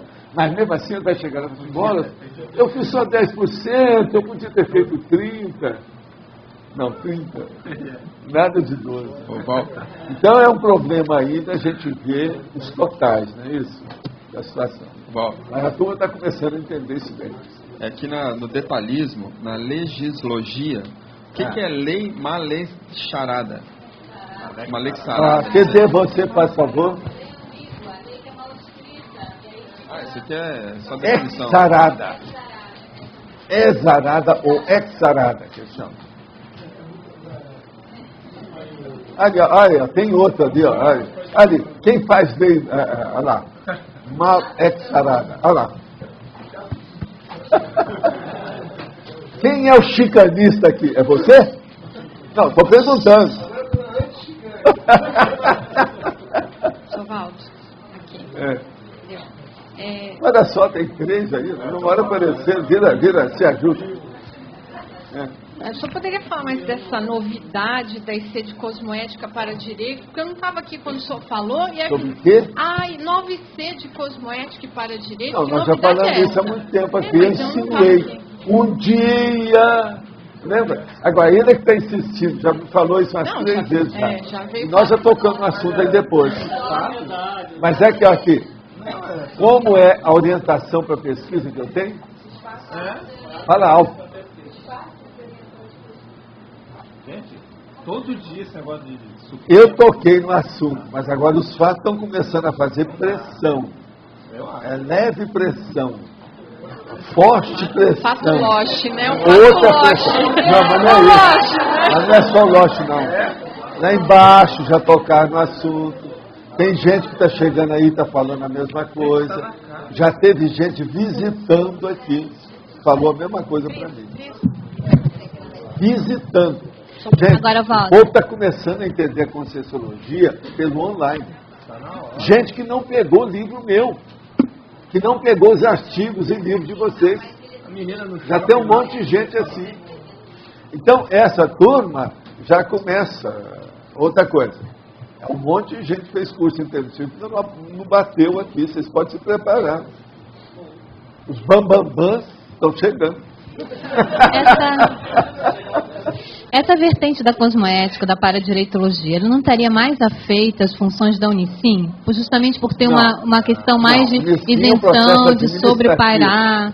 Administrativo. Mas, Valdo, você mesmo colocou... O senhor mesmo colocou que uma das especialidades da Unicim seria a paradireitologia. Uma das especialidades, mas o objetivo dela não é esse. Sim, mas... É porque eu estou pensando no... O problema é mesmo o progresso para direito puro. Sim, eu falei isso aqui desde mas a questão... Não tem nada a ver com o Unicim, não. Unicim é outra coisa. A questão é no sentido do nível de isenção, do nível de abrangência do tema. E a reaprendência. São duas coisas. Sim, mas são especialidades mais específicas. Eu pensei em nível de abrangência das abordagens, nível de isenção dos trabalhos, nessa condição. Vamos ver quem é que entra lá, o que é que eles vão pensar. A hora que for pensar... Entende? Para direito é outra coisa. Sr. Valdo, essa vertente então seria o quê? A vertente... Aqui, ó. Essa aí, o processo da Unicim, é um processo transinstitucional, suprainstitucional, extra-institucional e dentro da instituição. Então é intra e extra. Agora, o que se passa? Administrativo, fisicamente, coisa séria.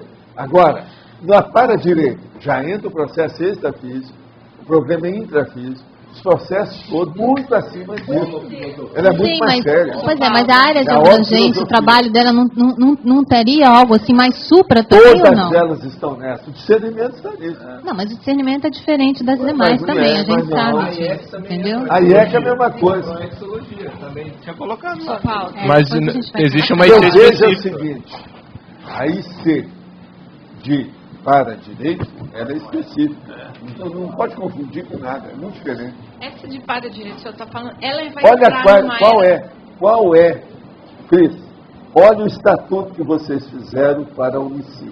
Pois é, E faça o estatuto como se fosse fazer agora para o para-direito. Não é a mesma coisa. Te garanto. Você vai ver a diferença enorme desse tamanho. Eu entendo a diferença do ponto de vista até teórico. Mas eu quero ver na prática como que isso vai... Pois é, exatamente nisso. Mas isso é só no Unici. Não, mas interessa. Pois é, mas para entrar em todas as ICs, tem que entrar em todas na questão prática, para entrar em todas as ICs, isso não teria algum nível de convivência? A política da repreendência tem que ser na base da paradireitologia, da aula de filosofia. A minha preocupação é no sentido de suplantar, ou seja, de extrapolar até as próprias atribuições do Unici, entendeu? Lá tem que extrapolar, sim. Então tudo bem. Então tá ótimo. Então tá. Presta atenção. Aí sim. Então tá. Presta atenção. Mas é que o problema é que eles vão ter dificuldade não. Você não precisa ter medo assim. Você está com medo. Essa é a história. Você tem medo. Sabe por quê? Sabe por quê? Na prática vai ser muito difícil funcionar qualquer coisa. É outra linha. Eles vão ficar muito teoricões. No início vai ser 99% teoria e 1% Mas no início do quê? Da para-direito que você está falando? Vai, inevitavelmente. Você não acha, não? Acho sim. Mas o senhor... Agora, são diferentes, e acabou. Pois é, mas o senhor está entendendo então o meu receio, o meu medo. O senhor está certo. É medo mesmo de... É infundado. Não. É totalmente... Não. Totalmente infundado. Eu estou vendo o que está acontecendo. Nós não podemos ter medo das coisas que vão acontecer. Vamos fazer acontecer e ver o que vai dar. É o meio certo. Não podemos ter receio de começar alguma coisa que é positiva. Vamos ver o que vai acontecer. Ao passo que vão aparecendo os pepinos, a gente vai cortando e comendo. Se for abacaxi, a gente dá pro... professor Valdo, mas até aproveitando, a partir das contingências, a partir dos precedentes que já se tem, a gente está dando licença, a gente vê como isso funciona, entendeu? Então a gente tem que ter muito, assim, na minha opinião, tem que ter um pouco de critério para ver quais que são as áreas de convergência. As coisas vão ser diferentes. A gente não tem que seguir no estatuto? Não é um processo da razão social? O que eu estou falando é razão social. Agora, se virem. Vamos nos virar. Mas que o Lodge tem razão. E esse povo todo está falando nisso. Já tem, viu, Cris? São muitas pessoas que têm falado. Agora, veja. Isso vai dar muito pano para a manga e pode fazer coberta, cobertor, uma opção de coisas. Vai ser o máximo. Contanto que deva cobrir a cabeça dos pés, tá bom? Não pode cobrir um santo para descobrir outro, entendeu? Então vem... Bastante pano. Agora, procura fazer o rehearsal, o ensaio sobre os estatutos. Vamos ver o que dá. Só fazer. Perguntar não fez, né? Para direitologia. Agora, a cosmoética está dentro disso, ela é isso. Mas o para-direito é melhor porque ele passa o cosmos. Não, ele passa o cosmos. Quando você fala cosmos, é um negócio só que o povo tudo pensa que é nessa dimensão. Agora, para direito, todo mundo vai ver que o para é um prefixo que mostra a extrafisicalidade, mostra todas as dimensões. Então, para direito, eu acho uma coisa mais ampla. E outra coisa, vai mexer com tudo quanto é advogado nesse mundo, isso é o máximo. É o que está precisando. Já pensou, vai mexer no Jarbas, vai chatear o Jarbas. Então aí vocês vão perguntar, qual é o para-direito do Jarbas quando ele faz o banco da segurança lá?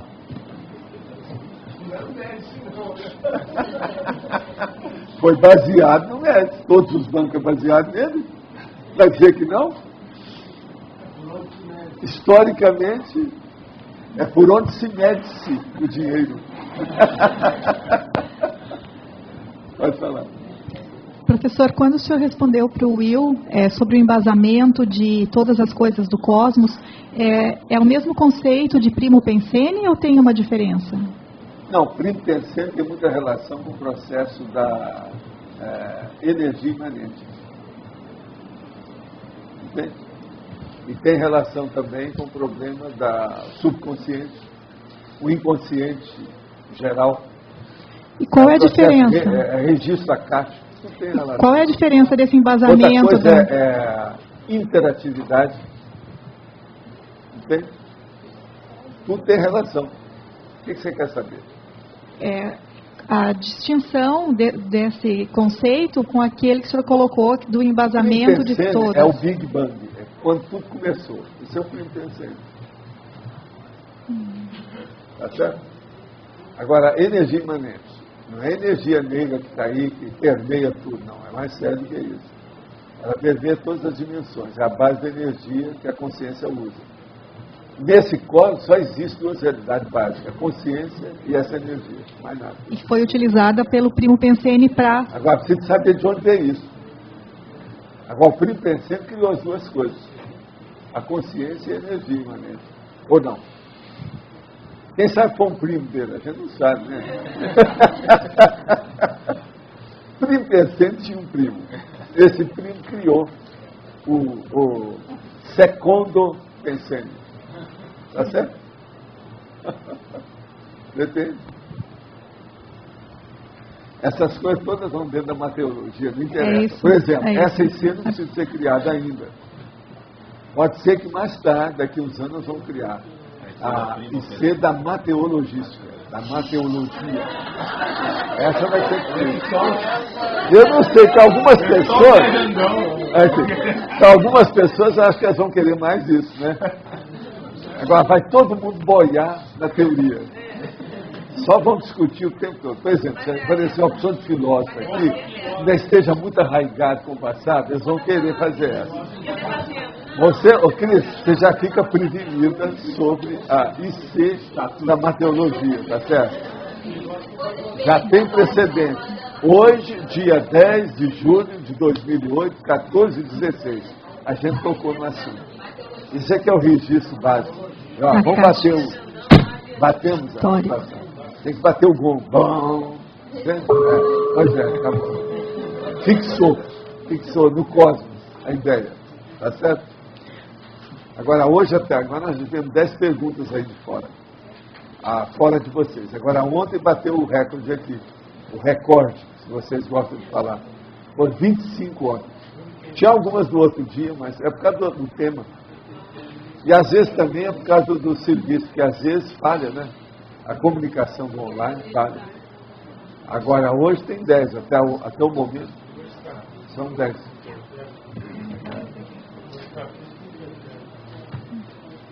De todo jeito, né? Sempre. Os mais sensíveis. Aqueles mais sensíveis, né? Sentem mais isso. Já está na hora? Já posso falar? Gente, cadê o nosso Luiz? Ele está por aí? Aonde? Aí está escondido lá atrás. Luiz, levanta aí para nós, faça a boca, eu queria falar uma coisa. Ele está completando seus 21 anos hoje. Palmada para ele.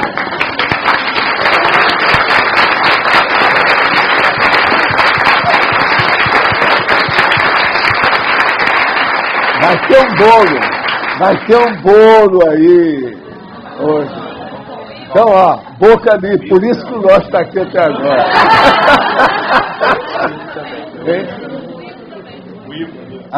Também? O Ivo? Então, palmada para ele.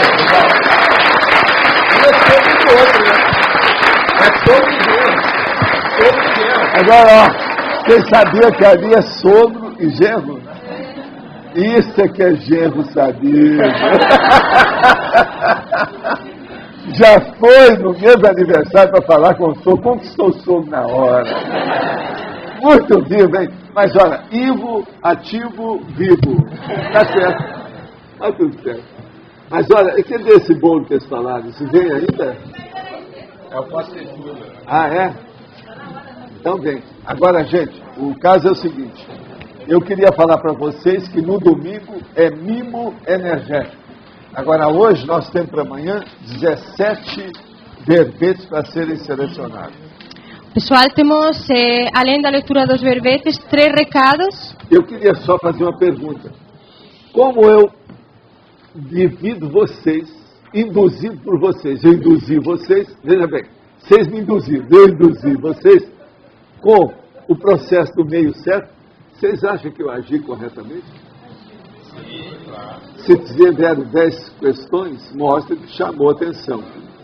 Então, de modo geral, vocês tinham deixado esse assunto para trás. Tá certo? Tá certo? O não observa o que vocês ficam deixando para trás. Osvaldo. Agora é a hora da eleição. Osvaldo. O não observa.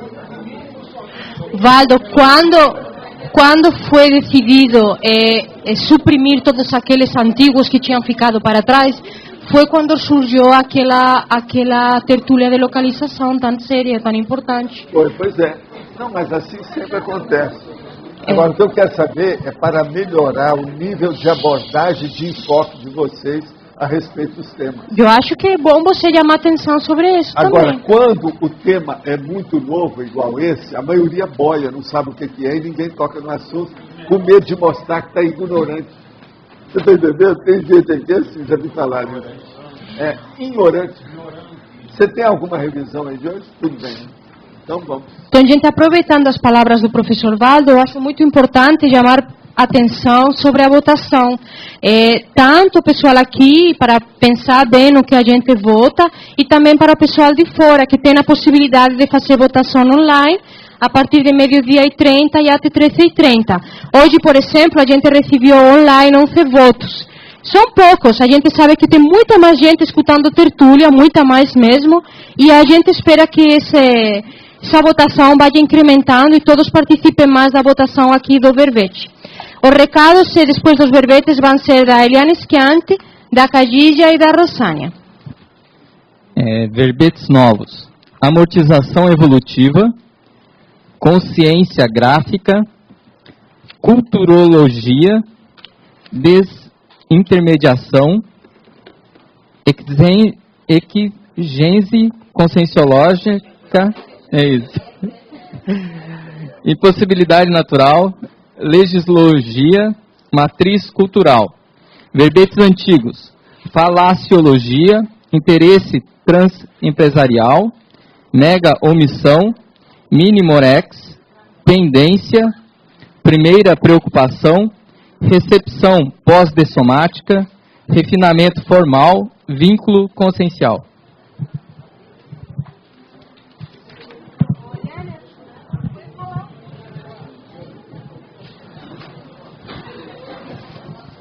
Bom, pessoal, nós gostaríamos de convidar a todos os tertulianos e teletertulianos para participar semana que vem, 18, 19 e 20 de julho, do segundo complementário deste mês, com o tema Autoparapsiquismo Lúcido Interassistencial.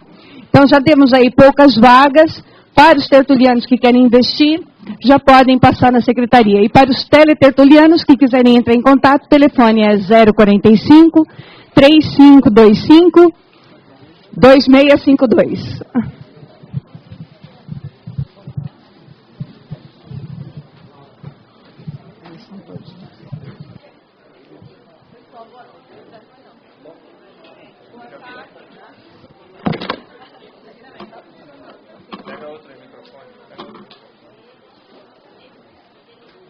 Bom, pessoal, boa tarde. Para aqueles que não forem participar do acoplamentário e também tiveram interesse em investir aí na identificação das diretrizes da sua PROEX, a gente vai estar tendo um curso 19 e 20, sábado e domingo.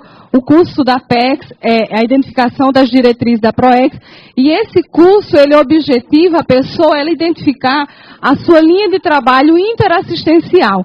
Ou seja, a gente começa a ver a nossa PROEX do foco do copo mais cheio, né? Então, esse é um curso que ele tem várias técnicas e ele ajuda a pessoa a ela identificar qual é o seu público-alvo na PROEX, qual é a sua linha, a sua especialidade de trabalho interassistencial. Então, fica o convite a todos. Esse curso vai ser em parceria com a Sinvex. Maiores informações com a equipe da Apex. Pessoal, nós vamos estar começando agora, logo mais, 3h30, Natureza do Cosmos. Começa com Visita à Natureza, e em seguida a gente vai ter atividade especial da Imersão no Cosmos, né, vamos discutir um vídeo, e em seguida fazer uma visita especial ao tertuliário. Então, aproveitar que ele está com a cúpula ainda aberta, está na fase bastante interessante, então quem ainda não visitou, e a gente vai estar discutindo o céu, características, fazer uma abordagem também de retrocognição, importância, né, do estudo do céu na retrocognição, e em seguida vamos ter uma técnica exoprojetiva, né, no salão de eventos. Então fica aqui o nosso astrônomo. Pela primeira vez o Jânio vai ter um observatório. É uma oportunidade única, né, de usar o tertuliário como observatório. Hoje bem cedo eu cheguei e fui lá ao tertuliário, e o céu, assim, sob o ponto de vista do tertuliário, é muito bom, porque evita as luzes e fica com um ponto localizado bem no zênite, que a gente chama de zênite. Nós vamos ter Júpiter, Saturno, Marte e a Lua para observar. Então, sob o ponto de vista retrocognitivo, é muito importante, porque vamos estar naquele ambiente. E por que a oportunidade é única? Porque daqui a pouco tem uma cúpula fechando ali, né? Então não vai ter mais céu. Então o momento é esse, tá?